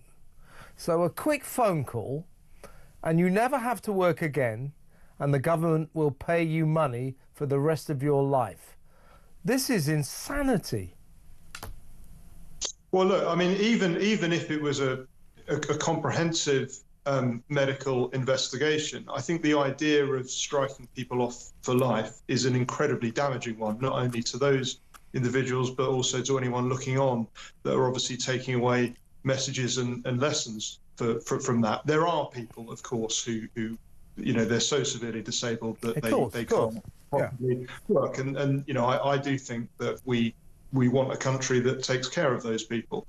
But we shouldn't be saying to people that are depressed or anxious, you can never work again. There's no way out of this for you. Not only is it damaging to the public purse, it's really damaging to their lives and the lives of those around them. And as you say, we're talking about, a greater population than a city the size of Birmingham here. These aren't trifling figures, and they're massively increasing. And it is set in a wider context of a situation where we now have the majority of not only people, but families in Britain are not net contributors to the UK. So a decreasing proportion of people are taking the overall tax burden. And obviously that's an unsustainable situation. But unfortunately, I thought it was just down to assessors. It was just down to people being waved through when they shouldn't be, because I think there is a bit of that. But I think we do also have a health crisis that has come into being in this country. The pandemic was a big inflection point, and that's mental and physical health. And I think we've also got to reflect on the fact that we do have a lot of young people that currently are unable to work. And why is that? Why do we have spiraling rates of things like multiple sclerosis, things like autism, that are making it very difficult for people to join the workforce? I think that's a good point and well worth taking on board. Don't get me wrong. Of course, there are many people who quite rightly should never have to work again, as you say, either severe mental or physical disabilities. But you talk about the soaring level of illness, mental and physical, among young people. I'm sure that's a factor. But I sense that what's going on here is there's a lot of lying going on, and these people are not being assessed properly. A quick phone call and you never have to work again, as you quite rightly say, Ben, very good point there. Why do we talk in terms of this? If I go to the Work and Pensions Department and say, my leg's dodgy and, I get very depressed, why not say, okay, yeah, we'll put you on benefits. We'll put you on benefits. Come back in 6 months. Let's see how you're getting on. Or even a year. But to just say, yep, you never have to go to work again. You're 30 years old, but roll on 65 because you never have to put in a single day's work for the rest of your life. That's ridiculous. Why are we doing that? Right. And look, obviously it's an economic disaster for the country, but as I say, it's also a disaster for that individual, because it may sound like a cushy little number that, they never have to work again. And in many ways it is. But it also means that they're not going to achieve the things they could have potentially achieved. They're not going to have the experiences that really they should have had in their life. And they're probably capable of doing that. I do find it extraordinary that, as you say, these things are being waved through on the basis of a phone call. Maybe someone's off work for a week or a month on the basis of a phone call, but for their whole lives, it's obviously ridiculous. So I think that clearly cannot go on as a system. Yeah. But we also do need to look at the fact of why are we producing so many young people that are unable to engage with society, both in a mental and physical health sense. And I think that is also a problem for central government in this case, in that, clearly we are doing something wrong in the way that we're educating people and in the way that we are taking care of people's physical health. And as I say, I think the pandemic was a major inflection point for that, and the damage that lockdown did and all of those measures did, I think, will only really be fully realised in decades to come, but they are very severe. Absolutely. As you quite rightly say, we should worry about why so many people, young people, are saying they're too sick, saying they're too mentally ill to work. But beneath that, it's this fundamental question, isn't it? Why are we producing so many people who don't want to work? They just don't want to do it. We need to look at that. Since the pandemic, apparently, you'll like this, Ben. We have doled out £35 billion worth of welfare incorrectly. So a little bit of efficiency might help as well. But this is a big problem that I think we're going to be hearing more and more of. Ben, great to talk to you. Thank you very much for coming on board. Ben Harris-Quinney there, chairman of the Bow Group. When we come back, we are going to be taking your calls, of course. 0344 499 1000. You know what we're talking about. Is the Prime Minister a liar? What's the answer to that? After this morning, I would say that's yeah, he is, isn't he? So is he a liar? Why did they cover up? Why? How dare they? You know, why are the police still saying Axel Rudolph wasn't a terrorist, or his crime wasn't terrorist related? He had an Al Qaeda training manual. This is bizarre.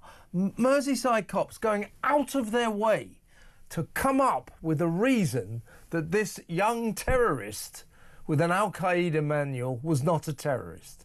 This nonsense got to stop, hasn't it? 03444991000. Let's talk in a minute.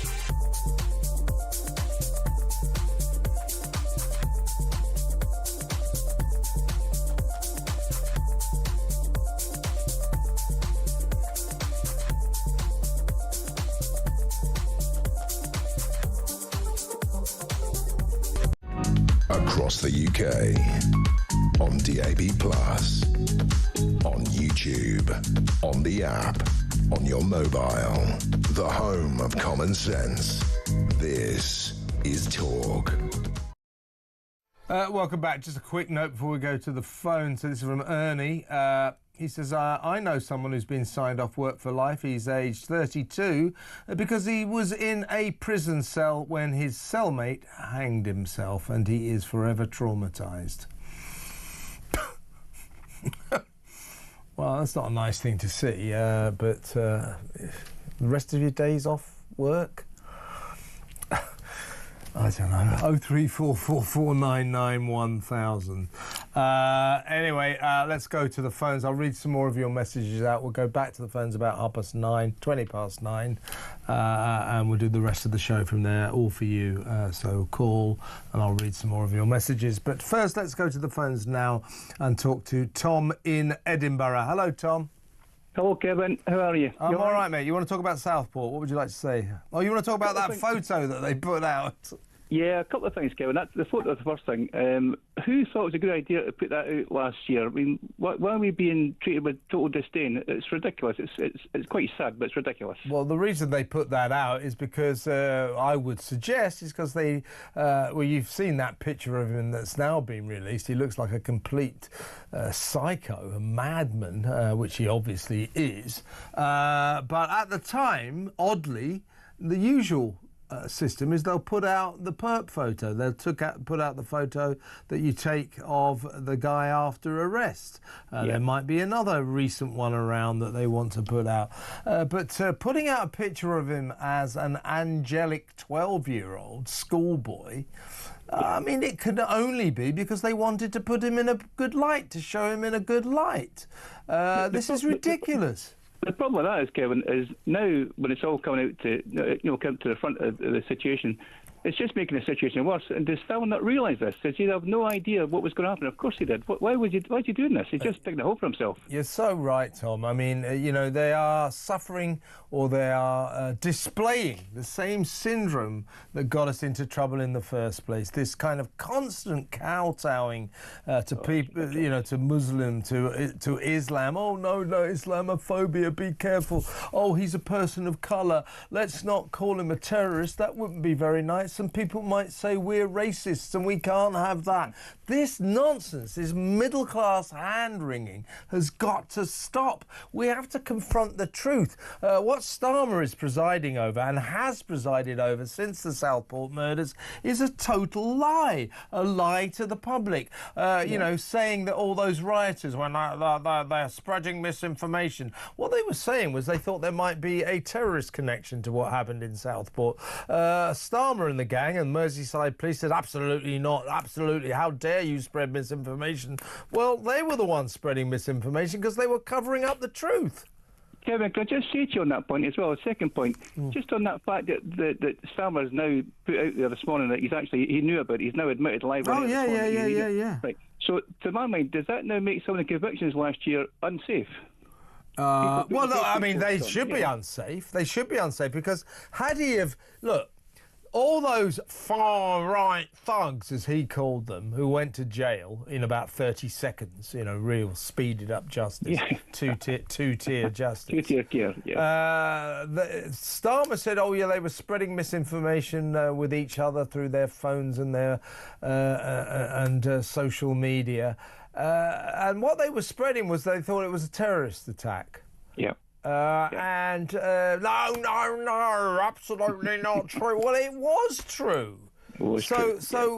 Could those convictions be overturned? I think, some of them should be probably, but they won't be, because that wasn't really justice. That was a prime minister trying to pour oil over very troubled waters when the country was in uproar. And the problem is, Kevin, this is going to happen again. This is not the end of it. It's going to happen again. Somebody somewhere in as he calls somebody's bedroom, some little boy's bedroom, it's going to happen again. It's just another accident waiting to happen. Not an accident, another atrocity waiting to happen. It's nothing to do with little boys in bedrooms. No, nothing to do with it at all. Exactly. It's to do with terrorists. Yes, We've got to call terrorists terrorists. Axel Ruda Kabama was a terrorist with an Al Qaeda manual. Still, the Merseyside. He's treating the public with disdain, total disdain, Kevin. Yeah. He's lying to us, mate. I don't say that lightly. He's the Prime Minister. I don't say that lightly. But he lied to us this morning. He absolutely lied to us. It was not because he feared the trial could be prejudiced that he didn't tell us that Axel Ruda Kabama was a terrorist. That was not the reason. The reason was it would have destroyed his narrative that Axel Ruda Kabama wasn't a terrorist. That was a lie. Tom, I don't know. It's a mad world we live in right now. Hopefully we can get a Donald Trump and break out of it. In the meantime, thank you very much for an excellent call. Tom in Edinburgh there. Matt in Cheshire will come to you a bit later. I've got to go to some adverts now, so listen to them, watch them, and then come back to me in just a little while.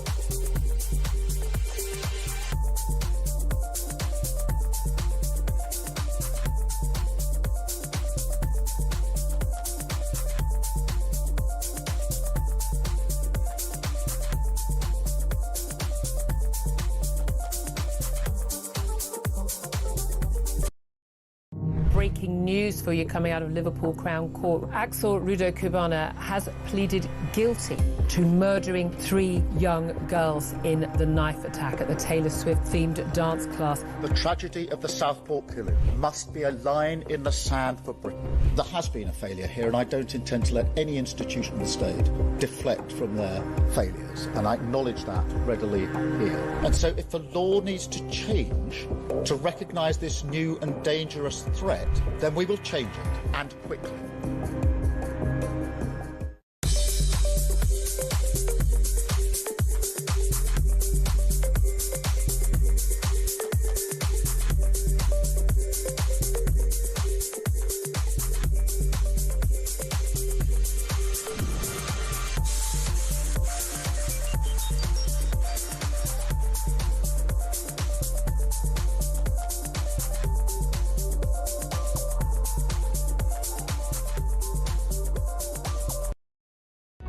Across the UK, on DAB+, on YouTube, on the app, on your mobile, the home of common sense.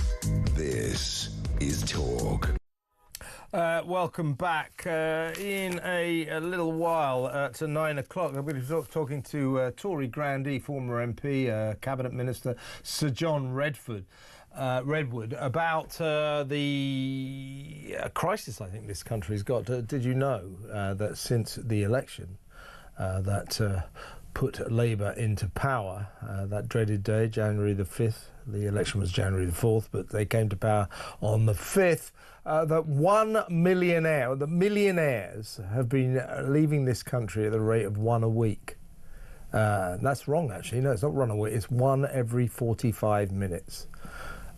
So every 45 minutes, a talented, entrepreneurial, wealthy person leaves this country because they're sick of this government. Every 45 minutes.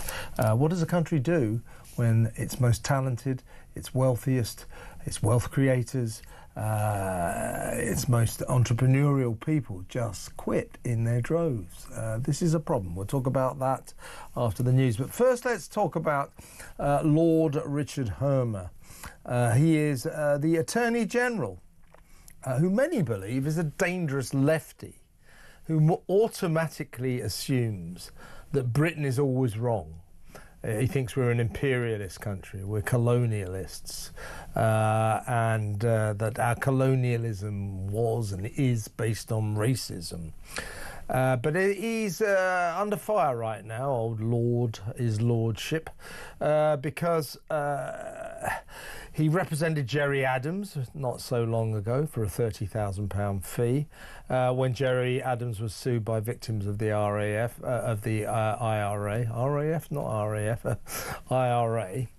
And so people are saying that since he's been involved in the recent Gerry Adams compensation debate for the government, that's a conflict of interest. Also, he represented asylum seekers from the Chagos Islands. So he's been a mover and shaker in our bizarre bid to hand the Chagos Islands to China's friend Mauritius. So people say he's got a conflict of interest there. But also, what is his motivation? Why does he want to do this? Why does he want to give away strategic territory to China, effectively, to Mauritius, only in effect China? Why does he want to do this? A lot of people think he's one of these lefties like Keir Starmer who doesn't really like Britain. Let's talk to the political correspondent at The Spectator, James Heal. Hello, James. Evening, Kevin. Yeah, he's under fire, isn't he, Richard Hermer? I mean, partly because, as what I just said, he does seem to have at least 2 conflicts of interest in current debates.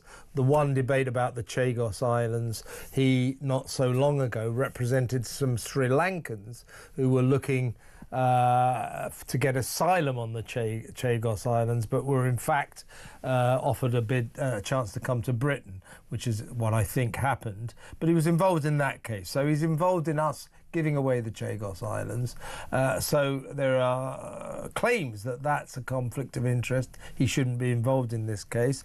Also with Gerry Adams. Gerry Adams, of course, desperate to get compensation from the British government because he was interned without trial in Northern Ireland back in the 70s in the IRA troubles. Well, not so long ago, in 2023, for a nice £30,000 fee, Lord Hermer, I don't know if he was a lord then, but Hermer represented Adams, who was sued by victims of the IRA. So again, there are suggestions that this is a conflict of interest.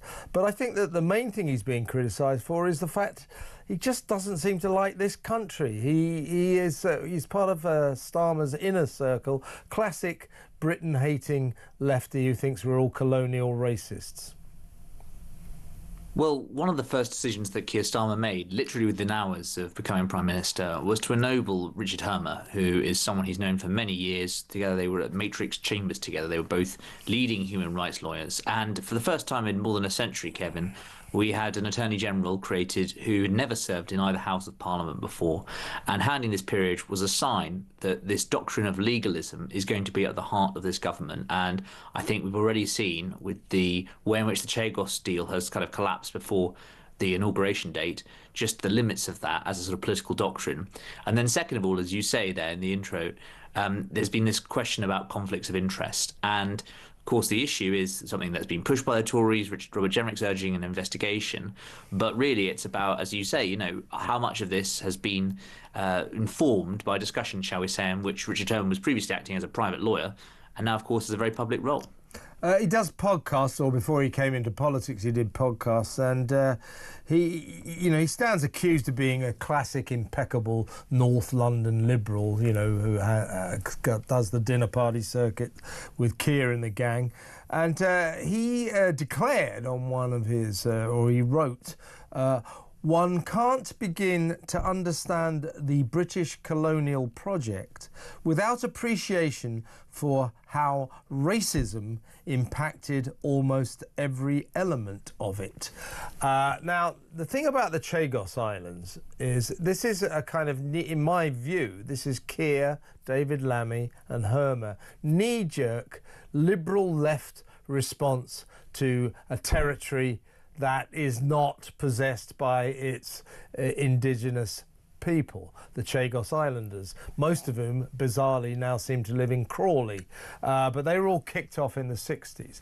Richard Hermer and the gang want to give it back, they say, back to Mauritius. Now, Mauritius is 1,400 miles away from the Chagos Islands. It has never had sovereign control of the Chagos Islands. And when, in fairness, the Tories started this ball rolling, when James Cleverly, the then Foreign Secretary, suggested it, Mauritians were apparently rather bemused. What do you mean? Why? Oh, no, we'll give it to you, because, colonialism and you're closer and all that. So when they started to sort of indicate, well, we're not sure we particularly want it, Hermer has come up with this idea, right, let's give them £800,000 a year for 99 years, which I think comes to about 9 billion quid. So the Mauritians are getting a bit more interested. But this is old-fashioned anti-colonialism on the part of North London lefties who think that British people are all racists and imperialists. That's my view. Well, the other angle, of course, is that someone who's known Keir Starmer for a long time, donated to his Labour leadership campaign, is Sir Philippe Sands, who's been acting on behalf of the Mauritians in all of this, was even given honorary Mauritian citizenship a few years ago. And I think there's a question there about, of course, is, what conversations have been had privately in opposition back when they were discussing it. Of course, as you say there, the Tories started these talks back in 2022. So there will be questions about the sort of the influence and the sort of lawyers that have gone on behind the scenes and all of this.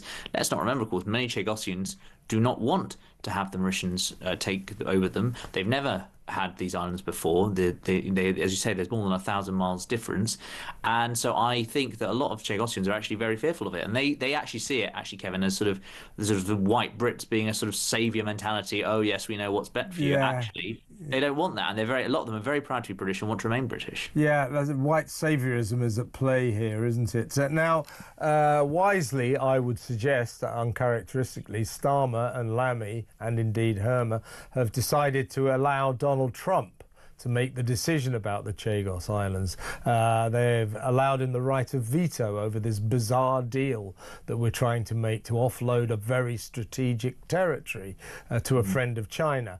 My feeling is that Donald's going to turn around and say, over my dead body, this isn't going to happen, because the Chagos Islands, Diego Garcia, the airstrip there, is crucial to the Americans as well as us in terms of the Middle East and the Far East.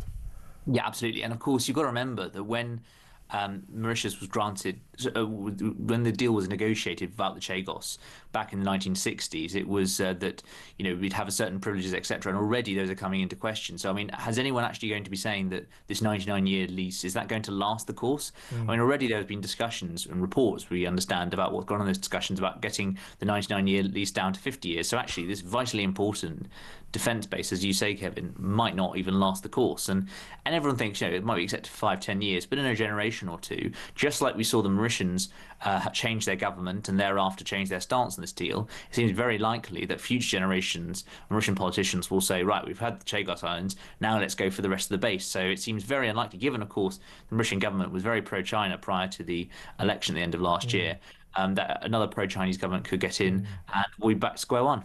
What's your sense? I mean, the old Donald Trump, very much a man in the news right now. I mean, he's a lot more diplomatic than he likes to let on.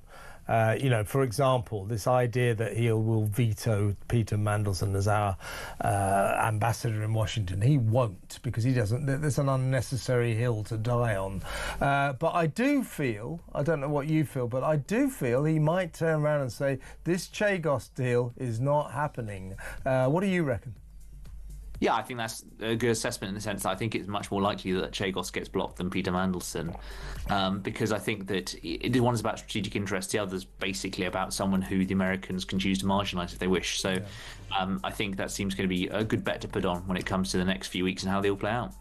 James, fantastic to talk to you. Thank you so much for your time. James Heal there, political correspondent at The Spectator. As I said, after the news, I'm going to be talking to Sir John Redwood, veteran Tory cabinet minister, about what a country does when all its talent, all its wealthy people, all its wealth creators start leaving, which is what's happening. Stay tuned for that.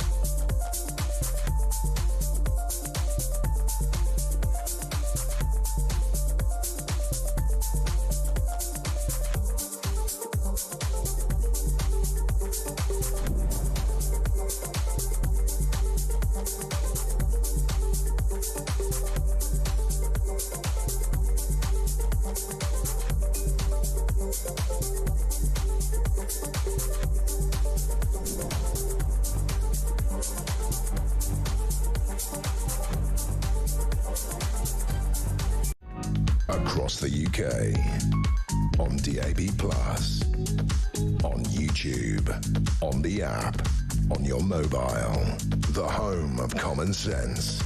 This is Talk.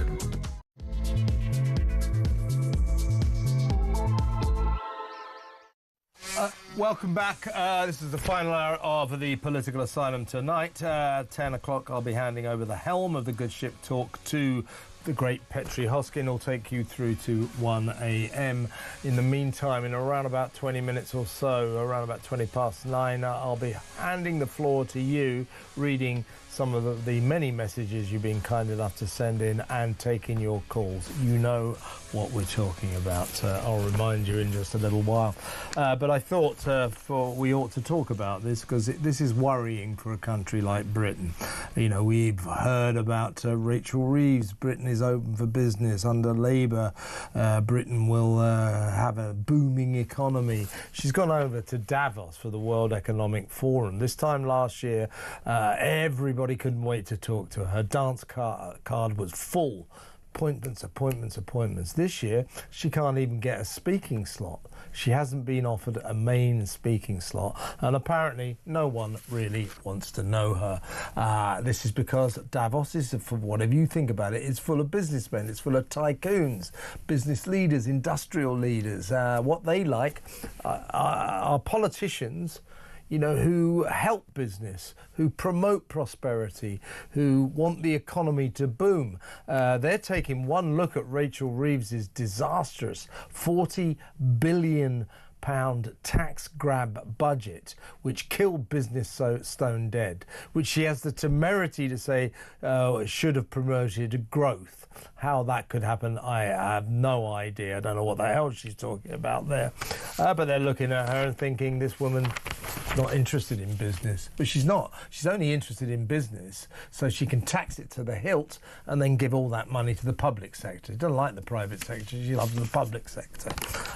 So that's what's going on with her. But because of Labour's policies generally, because of their taxing the rich, attacking non-doms, attacking businesses, this is not an environment for the talented, for the wealthy, for the entrepreneurial, for people who want to create wealth for themselves and their employees and want to generally contribute to a healthy, booming economy in a can-do country. What's happening to those people? These are called millionaires, folks. Since Labour came in, they came into power, I guess, July the 5th. The disastrous election was July the 4th. 1 millionaire has been leaving this country every 45 minutes. Every 45 minutes, every hour, every day since Labour came in. Now, this, I would suggest, is a catastrophe. If you lose your people of talent, you lose everything. Let's speak to a man who actually gave up a distinguished political career in Westminster after many, many years at that last election. He's former Shadow Secretary of State for Business and Trade. He is, of course, a Tory grandee, Sir John Redwood. Welcome, Sir John. Well, good evening, everybody. Yes, what a disaster. You need to keep the rich here paying tax. It's no good driving them all abroad. Well, exactly right. And try to assess what... I mean, this is quite... What made me want to cover this story is the striking nature of that statistic, that 1 millionaire quits Britain every 45 minutes and has been doing so since the day Labour got in. Why do you think they're doing that, Sir John? Well, they're doing it because, as you rightly say, they think this Labour government, promising to be friendly to business and investment and growth, are very negative on business investment and growth.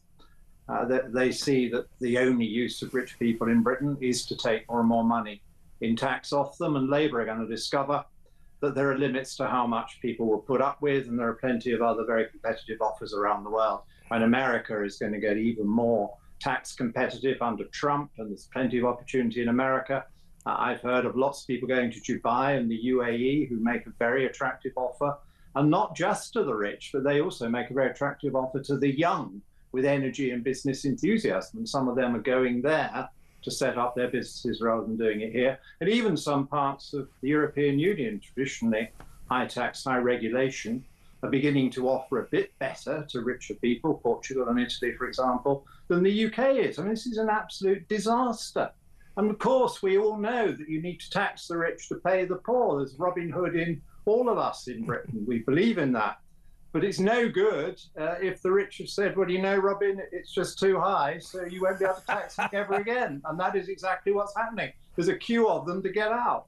The worst commodity that a country can lose is its talent. And that's what's happening now. The talented, the wealthy, the wealth creators, the people who are entrepreneurial, who make things happen. They're saying this country under Keir Starmer, under Labour, is not somewhere where I can make anything happen. So I know what I'll do. I'll go to a country that is enthusiastic about people like me, as opposed to Britain, which doesn't seem to like me. This is, as you say, this is a catastrophe. The worst thing to lose are your people of talent. Am I right?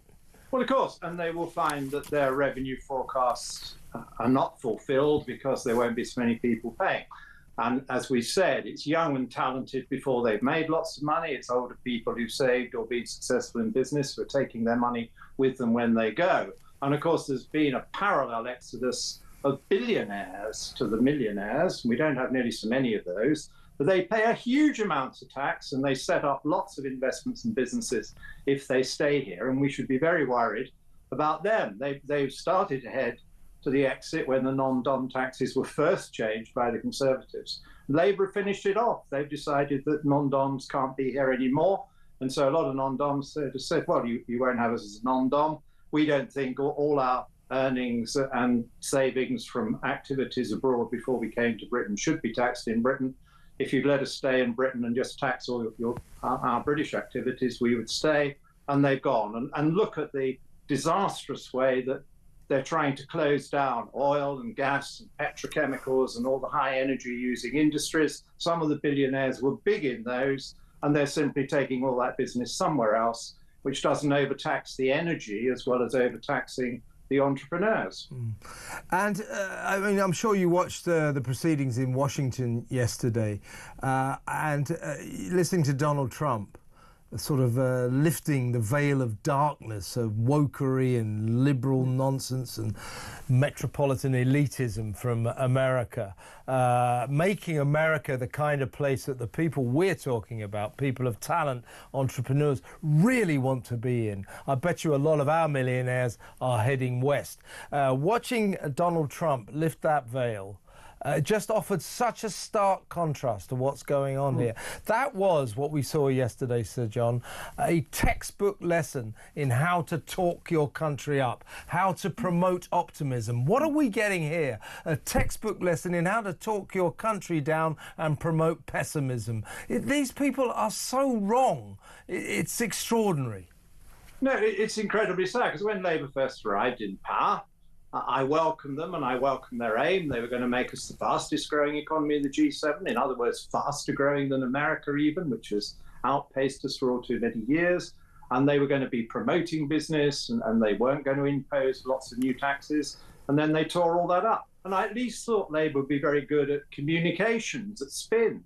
But what did they come in with? They came in with a message that it's all awful because of the people we've inherited it from, but we're going to make it worse because we think actually it's so difficult to fix. Whereas if you really believe things are bad and you are the government responsible for them, the least you should do is to say they're bad now, but we've got the answer, we're working on it, it's going to improve from tomorrow. But they never said that. Exactly right. And of course, the absurdity of this obsession that Starmer and the gang, Rachel Reeves is probably the worst offender. Everything that happens, it's due to the Tories. It's 14 years of Tory mismanagement. They seem to think that they have to persuade the public that perhaps, certainly in the later years, the Tory government wasn't all that good. Well, the public decided that at the election. The Labour lot are fighting a fight they don't need to fight. It's ridiculous.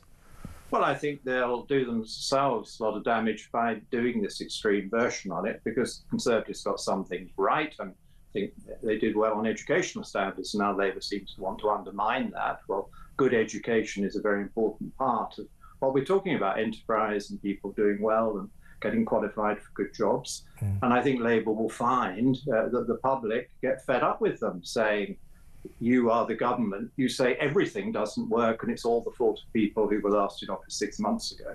And on the economy, I mean, inflation was 2%, and we were growing fairly quickly at the point where they took over. And there'd been bad times over COVID and over the Ukraine war and so forth, but things were looking a lot better in the first half of this year.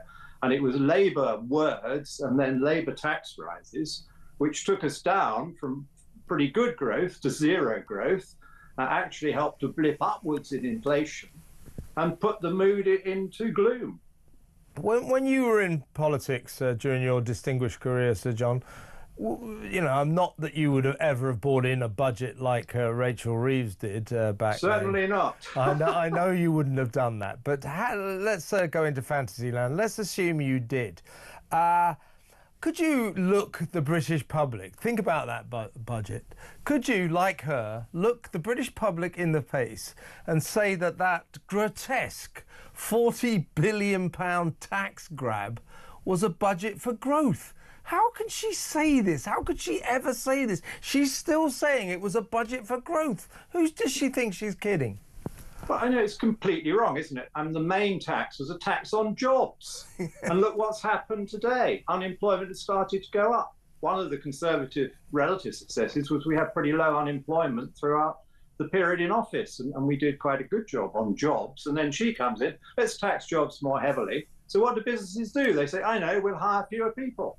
And so the vacancies go down and then they need to shed some people. I mean, particularly in the lower paid areas who are going to take the biggest hit, you listen to all the big retailers. We can't afford so many people to sell things to you in the shops, or the people in entertainment or leisure or services.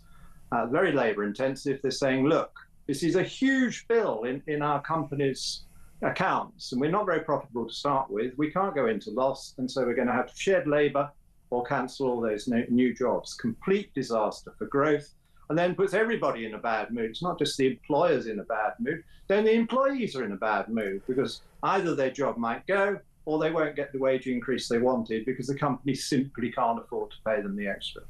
Do you get the feeling, the worrying feeling as I do, that this government, I'm really starting to think they haven't got a clue what they're doing, that they are just stumbling from one crisis to the next, trying to get through today in order to make it to tomorrow. I think they've lost all track of a game plan, and the word in play is complete incompetence. I just do not think we have much of a front bench here. No, I think it is mainly incompetence because I'm sure they didn't set out to be this bad, and I'm sure the Chancellor would dearly love it if business suddenly said, you're wonderful and we're going to invest and we're going to create more jobs. But she's a bit perplexed. They're not doing that. I think they spent the latter years in opposition very successfully at getting very good at hounding the Conservatives and picking up on actual mistakes or inventing some mistakes that they thought the Conservatives had made. They didn't spend enough time preparing how to govern. Keir Starmer then invited Sue Gray, a very senior civil servant, in to advise him on how to govern, and they fell out with her. It just didn't work because she didn't seem to have any political nous and wasn't in sympathy with a lot of the Labour Party. And they've never really recovered from that fundamental row at the heart of government. You know, who is the top advisor? Who does understand both what the public want and how to deliver it? I mean, it's no good the government coming in and saying, we want to end the small boats and we want to have lots of jobs. They've actually got to work with the officials on the methods by which you do that, because they often dislike the methods the Conservatives were using to do that. And even on the health service, which they always would seem to regard as their own. Yes, of course, the last government wanted to get the waiting list down. The new government wants to get the waiting list down. But we're 6 months in. Where is the plan? When are the waiting lists actually going to come down by a significant amount? Instead, we hear they're going to cancel some of the new hospital buildings that might have provided the more beds and the more facilities that would be part of the answer. And of course, they're going to chuck more money at the NHS, which I always say, you want to give the NHS £25 million or 25 billion extra, you might as well build it into a bonfire and set fire to it, because it doesn't make any difference. Well, you've got to start by saying, these are the things we want. How much are they going to cost? You don't start by asking the NHS how much money it wants. You have to go through with them they always over want the money. extra things they're clearly going to need to deal with all the patients. And you need to go through with their management what they're spending all the money on at the moment. Because as you rightly say, billions have been supplied by the past government and now by the new government. But we don't seem to get the answer to the simple thing of, how do I get a GP appointment tomorrow, and how does somebody in pain get off the waiting list? Exactly right. More money is not the answer. Can I ask you a last question, Sir John? You know, we have the worst government, I think, in living memory. I think the entire, or most of the nation, is utterly shocked by quite how bad they are. Now, do you think the Tories are doing a good job in opposition? Because given that circumstance, I would have thought that Kemi and the gang should be screaming from the rooftops day in, day out. We don't hear from them from one day to the next. And frankly, 5 Reform UK MPs are making a lot more noise than the 120 or so Tory MPs. Don't you feel the Tory opposition need to raise their game? Well, I think you're a bit tough on Kemi there, and I think Labour is doing a very good job at getting itself into all sorts of trouble that the opposition doesn't actually need to point out where things are wrong. I mean, some of us who've always voted Conservative in the past are desperately keen this Labour government does something better, because they are going to be our government for the next 4 years, and we want to live in a good country, and we're willing them to greater success. But I think Kemi's big campaign at the moment is to get a proper inquiry into these dreadful rape gangs that have been all too obvious in the country for too long, but there's been some concealment or reluctance to anything about them. I think that's a very successful campaign. She's partially won. I think she'll carry on and get a bigger victory on it, which we desperately need. I think that's effective opposition to take a problem of the day, highlight it, and then get the government to change its mind. And I think she and her team have been very helpful on Chagos. I think we may well save Chagos from Mauritius and Chinese influence and from a £9 billion bill over the years ahead, which you certainly don't need when you're told by the government they've run out of money. So I mean, that is one of the craziest policies I've ever seen, giving away islands and then paying to rent them back. Yeah. I mean, if you're a homeowner, you don't give your house to somebody and then say, I'll now pay you rent so I can carry on living in it. You just carry on living in it. And there's no good legal argument why we have to give it away. You'd think that an international lawyer like Sir Keir Starmer would have seen that there is no legal case as to why Britain has to give it to Mauritius, who's never owned it in the past and is 1,200 miles away. I know, it's ridiculous. But I think Donald Trump may save us in that respect. I think he may, but I think it's very important that the opposition so far, which included Priti Patel and the Conservative front bench, has got the message through to the Trump team. And clearly somebody from Washington or from Mar-a-Lago persuaded Starmer and his team that they shouldn't rush the deal through just before Trump arrived as president. I'm very pleased that message got through, and I think the Conservative front bench deserves a bit of credit for helping highlight all that. Fair play, fair play. Sir John, really good to talk to you. Thank you very much for coming on the show. Former Shadow Secretary of State for Business and Trade, Tory grandee, of course, Sir John Redwood, who gave up his seat at the last election after many, many distinguished years in Parliament. Good to talk to him. Let's go to break now. When we come back, I'll read some of your messages and you can get your calls coming in. 0344499 1000. Is the Prime Minister lying to us? Did he cover up over Southport? The answer to both those questions, in case you're in any doubt, is yes. Anyway, but let me know what you think. 0344499 1000. Call me on that or any other issues. Let's talk. It's good to talk on Talk. Stay tuned.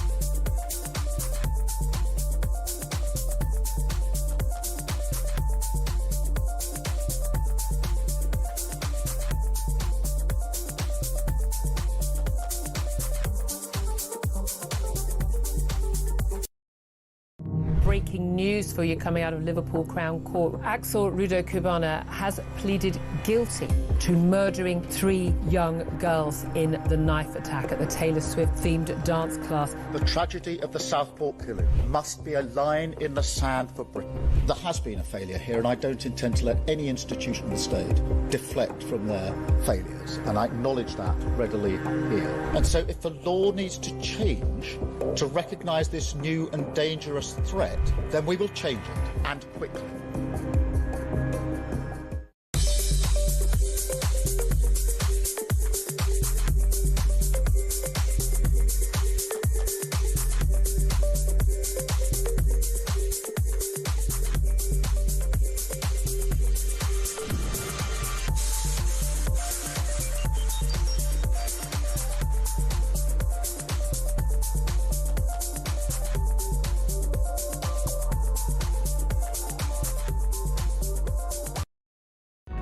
Across the UK, on DAB+, on YouTube, on the app, on your mobile, the home of common sense. This is Talk. Now, I can't entirely confirm this, but my sources in Washington tell me that the inauguration ceremonies may be over by next February. It'll be about 13 more months of toy soldiers marching past the president, strange people singing patriotic songs, and on and on and on the Americana pageant goes. So, yes, the inauguration party continues apace, and today, after that all-day session yesterday, the president, Donald Trump, and his team attended what's called the National Prayer Service. This was held at the Washington National Cathedral, presided over by Bishop Marianne Budd. Now, it seems that Marianne, or Bishop Budd, she might be a bit on a woke side, and she isn't that thrilled about everything that Donald Trump did yesterday. In other words, he ripped up the woke Bible and flushed it down the toilet, didn't he? Well, anyway, here Marianne didn't get the message, didn't get the memo. Here she is addressing a stunned President Trump.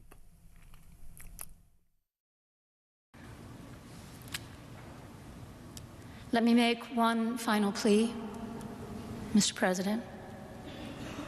Millions have put their trust in you. And as you told the nation yesterday, you have felt the providential hand of a loving God.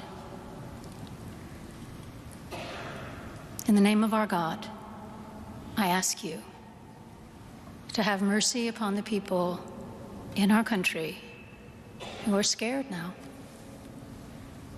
There are gay, lesbian, and transgender children in Democratic, Republican, and independent families, some who fear for their lives.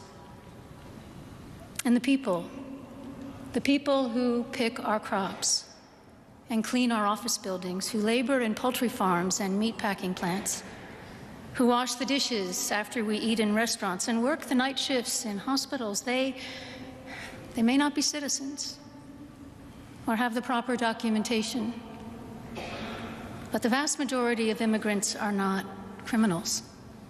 They pay taxes and are good neighbors. They are faithful members of our churches and mosques, synagogues, wadara, and temples.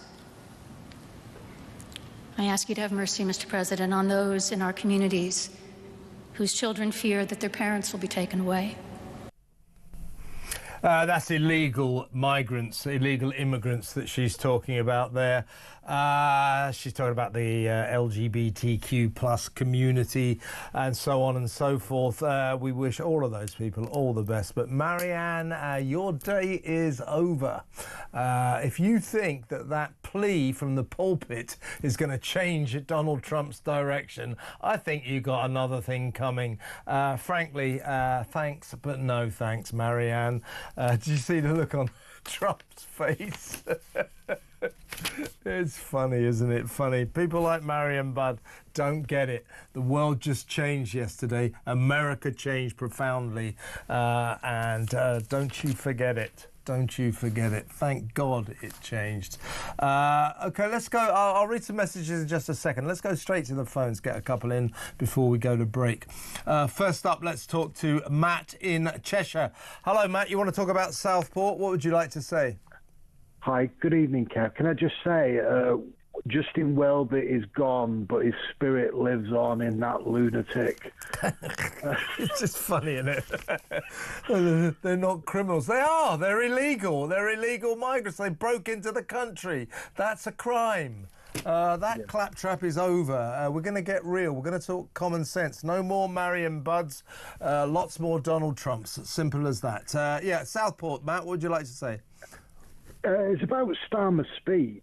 If the Southport lowlife was never and is not a terrorist, then why has terrorism changed?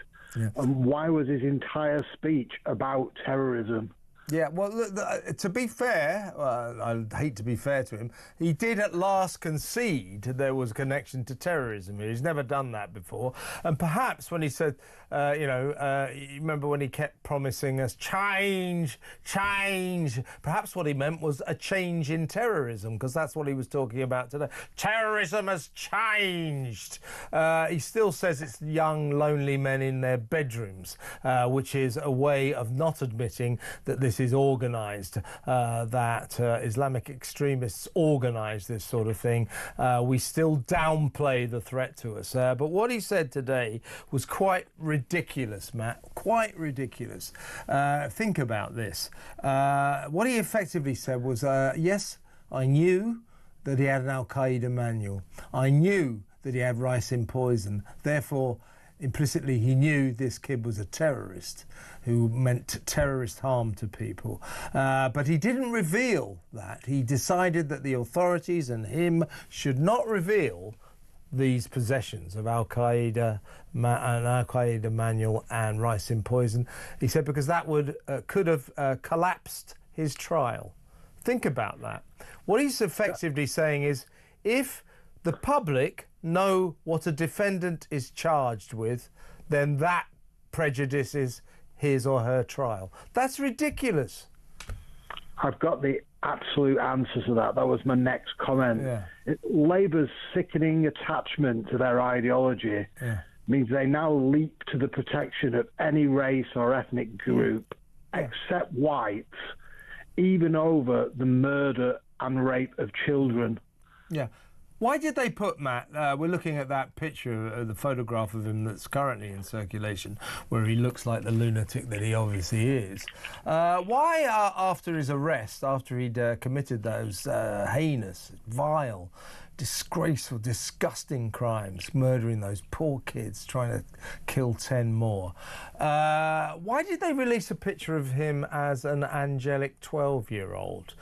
He was nearly 18 at the time and didn't look like that. I'll tell you why I think they did it. They said because I think they didn't want us to think badly of him. He's a young person of colour. Can't start saying he's a terrorist. That would be awful. Do you see what I mean? Middle-class hand-wringing.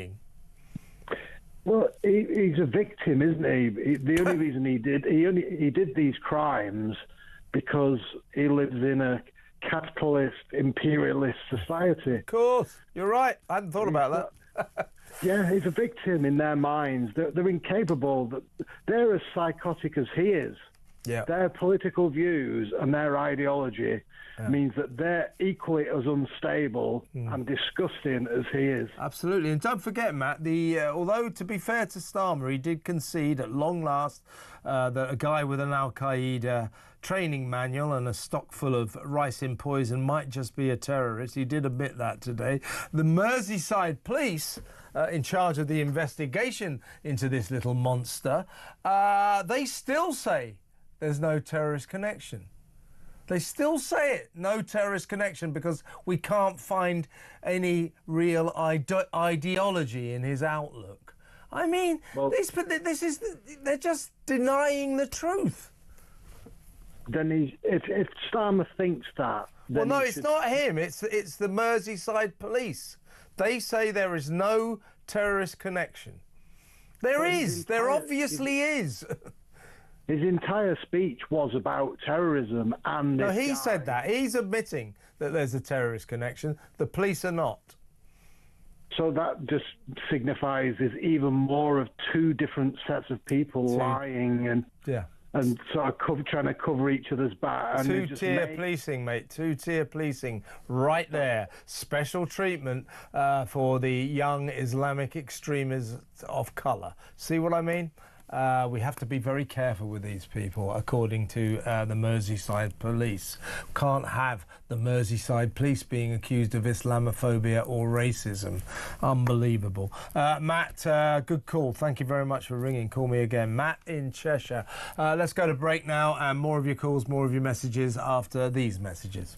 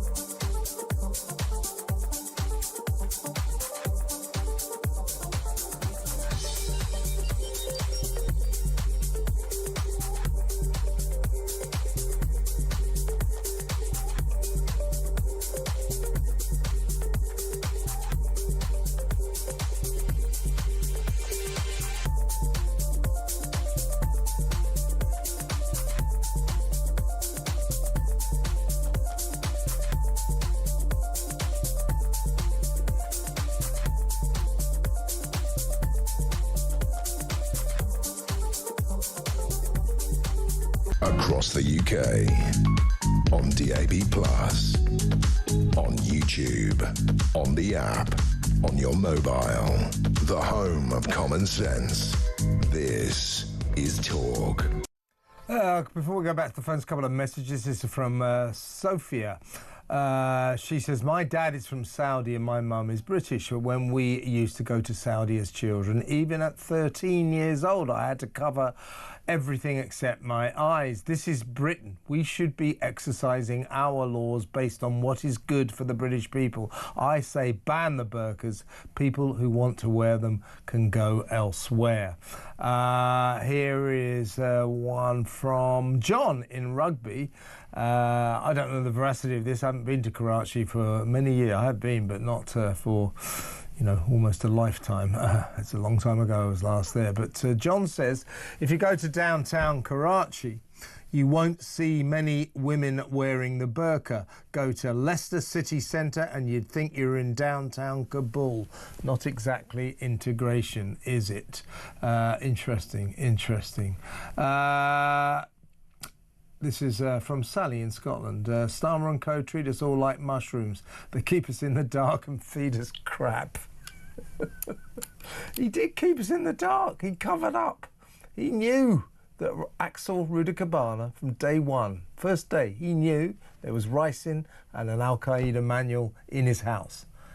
He decided, right, don't tell anyone that. Meanwhile, those rioters, not condoning the riots, not condoning what they got up to, but those people that Starmer would not stop calling far-right thugs.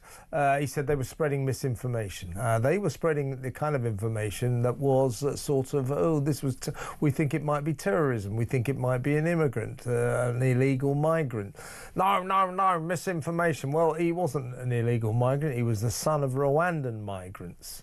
He wasn't just a Welsh lad who moved north. He was a kid who had been referred to prevent the anti-extremism unit 3 times. He was obsessed with genocide. He stated that he wanted to massacre school children and so on and so forth. But Starmer and the police and the CPS said, no, Welsh lad, moved north, nothing to see here. They covered up. That was misinformation. And the rioters, they weren't on the money, they weren't 100% right, but they weren't wrong when they said perhaps there's they thought there was a terrorist link here. And there was. It was as simple as that. So Starmer has been lying to us. There's no doubt about that in my mind. Let's go to Michelle in London. Hello, Michelle. Hi, Kevin. Thank you so much for taking my call. Pleasure. It has been a really good day with Trump, and I have to say Melania looked outstanding. Yeah. my wife's obsessed with Melania. She did, compared to the rest of them. Yeah. But all day, I listened to Starmer's speech, and I have to say, everything to do is with Islamic. Now, they've got to stop playing the victim, because they always go, oh, poor me. No, enough is enough.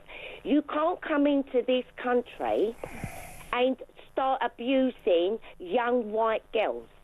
You can't do it. Leave women alone. This is extremely annoying. I'm from the 60s, and our parents were more advanced because we had Myra Henley and Bradley. Do you remember? Yeah, Brady, So Ian Brady. Our Yeah. parents were more, don't do this, don't do that, don't do this, don't do that.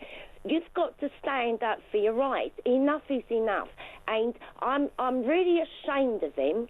And he knew this, Kevin. Yep. He knew this, and that what you've talked about your show, how dare he stand and lie?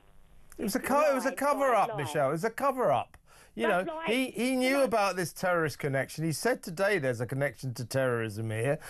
He knew about that, but he didn't tell us. And he said that if he had have told us, or if the police had announced it, if they'd have told us the truth, maybe even put out an accurate photograph of him, that somehow or other Axel Rudakabana's trial would have been prejudiced. Well, we don't particularly have to worry about that because he pleaded guilty in the end. But it is nonsense to say that if the public know what someone is charged with, their trial is automatically prejudiced. That means we could never have a trial ever.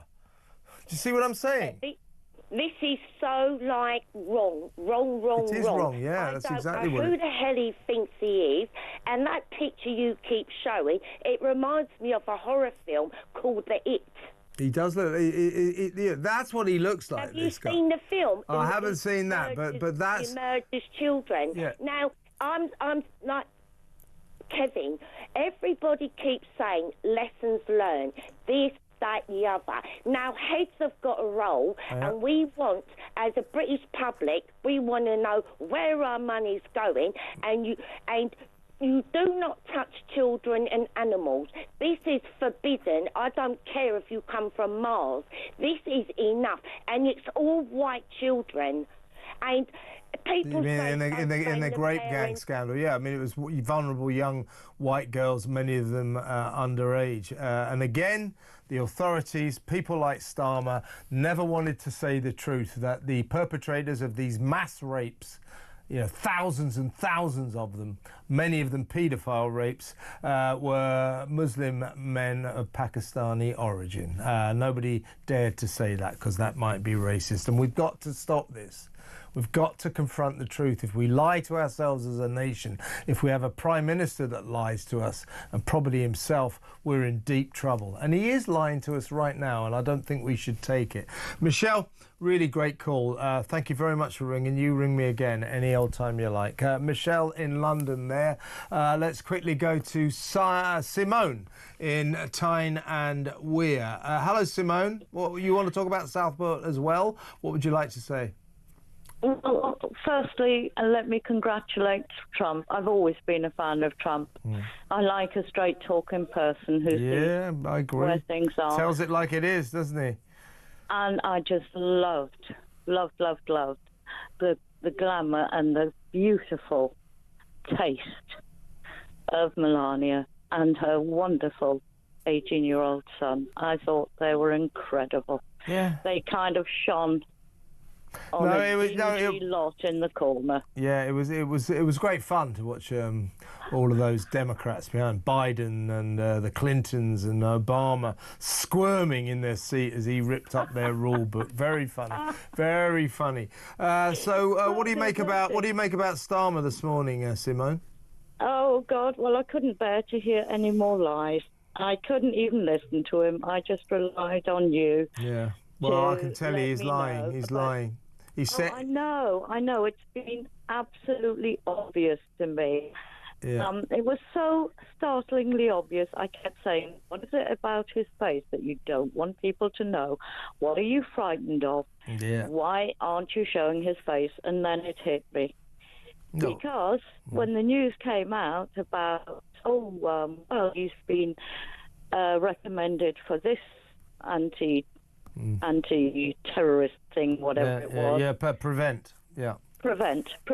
And, of course, there were school children who were absolutely terrified of him and knew about what he talked about. So as soon as his picture would have been presented, about an awful lot of people in his town would have pointed the finger and said, terrorist, not a terrorist. Oh, don't be so silly. Of course he is. This is what he did. This is what he did. Yeah. I mean, Starmer did sort of grudgingly, at long last this morning, concede that a guy with an Al-Qaeda manual and a cupboard full of ricin poison might just be a terrorist, which is what this guy was. But the authorities, the Merseyside police, still don't admit it. It's just bizarre, if you ask me. Oh, it's ridiculous. Anyway, of course, we have to keep lying because it would have blown his cover. Because it would have blown his cover up. He deliberately covered this information up because he didn't like the fact that this was a terrorist attack by someone who I believe was probably motivated by Islamic extremism. But we don't quite know his motives, but certainly an Al-Qaeda manual is a bit of a giveaway. Listen, Simone, thank you very much for an excellent call. Call me again. That's Simone in Tyne and Weir. We're going to go to break now. When we come back, take a couple more calls, maybe read a couple more messages and hand over the reins to Petri Hoskin, who'll be taking you through from 10 p.m. until 1 a.m. So stick around.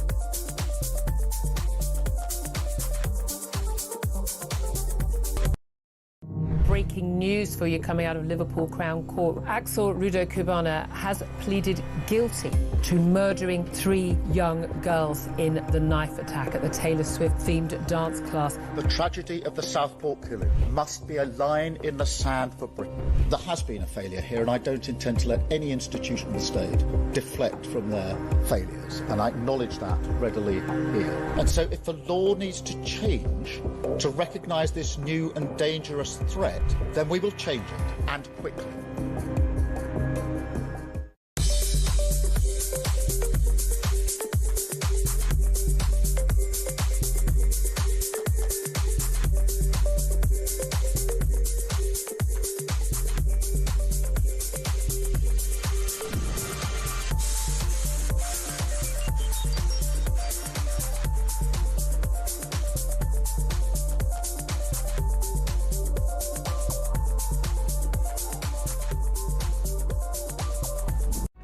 Across the UK, on DAB+, on YouTube, on the app, on your mobile, the home of common sense.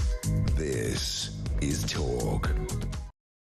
Welcome back. Quick text that I'll read out. It's a WhatsApp note, actually. This is from Sally in the Outer Hebrides. Glad you're listening all the way up there, Sally.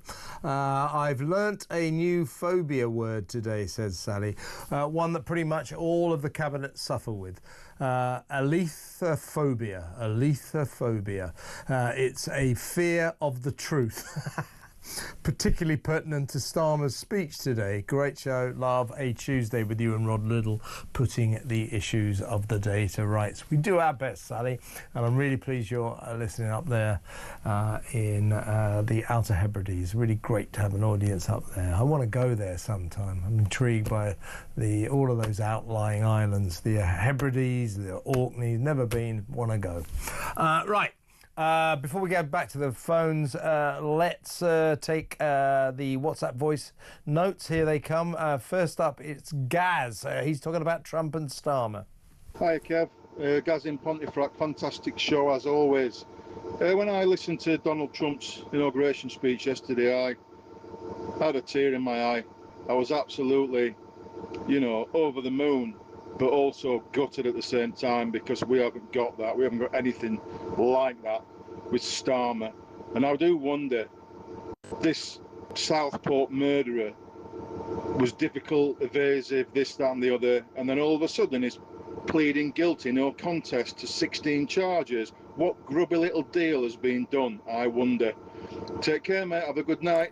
Yeah, I mean, it was certainly last minute, him pleading guilty to all of those charges. I don't think it changed the outcome of the trial. He was going to get found guilty, but something went on yesterday morning. It was last minute, and I agree with you. It'd be very interesting, Gaz, to find out what that was. Now, here's another WhatsApp voice note. This is from Rachel, who wants to talk about far-right protesters.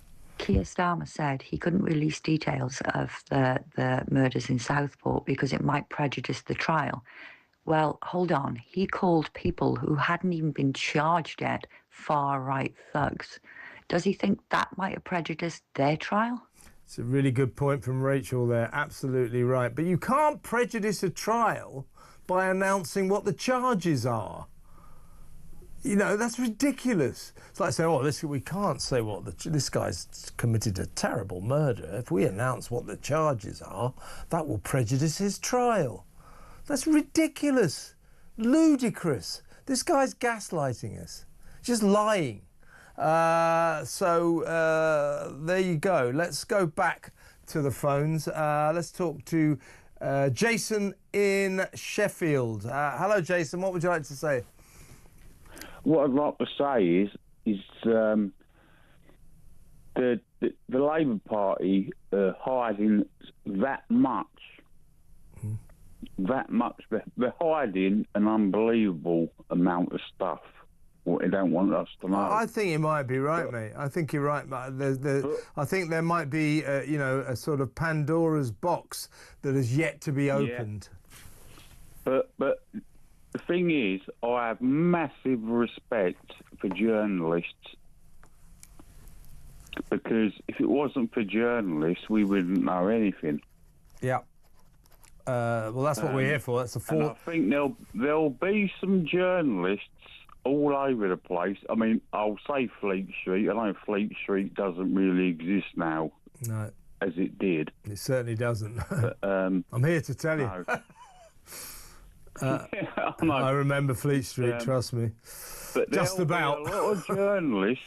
There'll be a lot of journalists with the shovels in the ground digging up stuff about them, and they'll find it. And if there's something there to be had, they'll find it. Journalists will find it. I think you're right, Jason. What they got to look at is what was going on during Keir Starmer's tenure as the Director of Public Prosecutions from 2008 to 2013, when he well knew, and the authorities well knew, that these mass gang rapes were continuing apace. Thousands of vulnerable white girls being raped, sexually abused and tortured by mostly Pakistani men of Muslim origin, or Muslim men of Pakistani origin. They should have a look at that. Why was nobody prosecuted by the DPP in that time? Plus, as you rightly imply, Jason, I certainly feel there's a lot of truths that we don't yet know about what went on in the background to Southport. So, yes, I think there may be some painful revelations to come out in the months to come, revelations that will be very painful for our Prime Minister, and it couldn't happen to a nicer liar. Jason, you're right. You're absolutely right. Journalists may well be the key to the public finally finding out the truth, because we're not going to find it out from this government, who have shown an alarming tendency to just cover up and not tell us the truth. So, Jason, good call. Thank you very much. Call me again. Let's go. Oh, good. It's a new caller. New caller from Wigan. And it's Debbie. Love new callers. Hello, Debbie. Welcome to the show. What would you like to say? Kevin. Thanks, Kevin. Great show as always. Thank you. I have got, and it's, to me, completely going under the radar, huge concerns about the Climate and Nature Bill, which will have its second reading on Friday. Yeah. Tell me about it. What worries you about it? Well, it's very vague in its definition. It embraces fossil fuels. It embraces carbon quotas, diesel imports, energy usage, travel. Yeah. Energy uses will be monitored. And apparently, if I read it correctly, Kevin, there is going to be an unelected committee to see the goals through with sweeping control. And if this bill is passed, they will just refer to this bill having been passed, and these unelected committees will have a huge impact on our life. Well, welcome, Debbie, to Tony Blair's style of government. Tony Blair devolved running the country away from politicians and towards faceless, unelected people on quangos and on committees. And Keir Starmer likes that form of government as well. It's the government of alleged experts and not the government of politicians. But they're not necessarily experts. They're just windbags who are mates of the Prime Minister. So you're absolutely right. It's very worrying. What we really need is somebody like Donald Trump to come along and say no more of this net zero claptrap. I'm going to make life cheaper and warmer for the people of Britain. That would be nice, wouldn't it? Would be. God bless Donald Trump. Did you enjoy the proceedings yesterday? I do. I've not got television, but I had it on radio, and it's just awesome. You don't have a telly? No. Why is that? I mean, I can think of lots of reasons, but I don't know. In the 80s, we went to teach in Cairo, so okay. You just doesn't really attract you. Days when we rented a television from Television Rentals, and then we cancelled it. Right. Came back in '85 and just never bothered having one again. It's interesting. I used to be a TV critic for 12 years. I used to have to watch about 35 hours of television every week. These days, because of that, because of that torture. It's fairly rare that I'll watch as much as 35 minutes of television a week. I run a mile rather than watch the telly, but I did watch a lot of yesterday, and that was a sight to see. Debbie, you're a first-time caller. Don't make it your last call. It was really nice to talk to you. Please give me a call again. Debbie in Wigan there, and in the studio is Petri Hoskin. Yeah, How you were are once very rude about me when you were a TV critic. Oh, was I? Yes. I have just about forgiven you. Yeah. Yeah. People always say, what's it like when you meet people you're really rude to? I said, well, it happens about 20 times. In my heyday, it happened about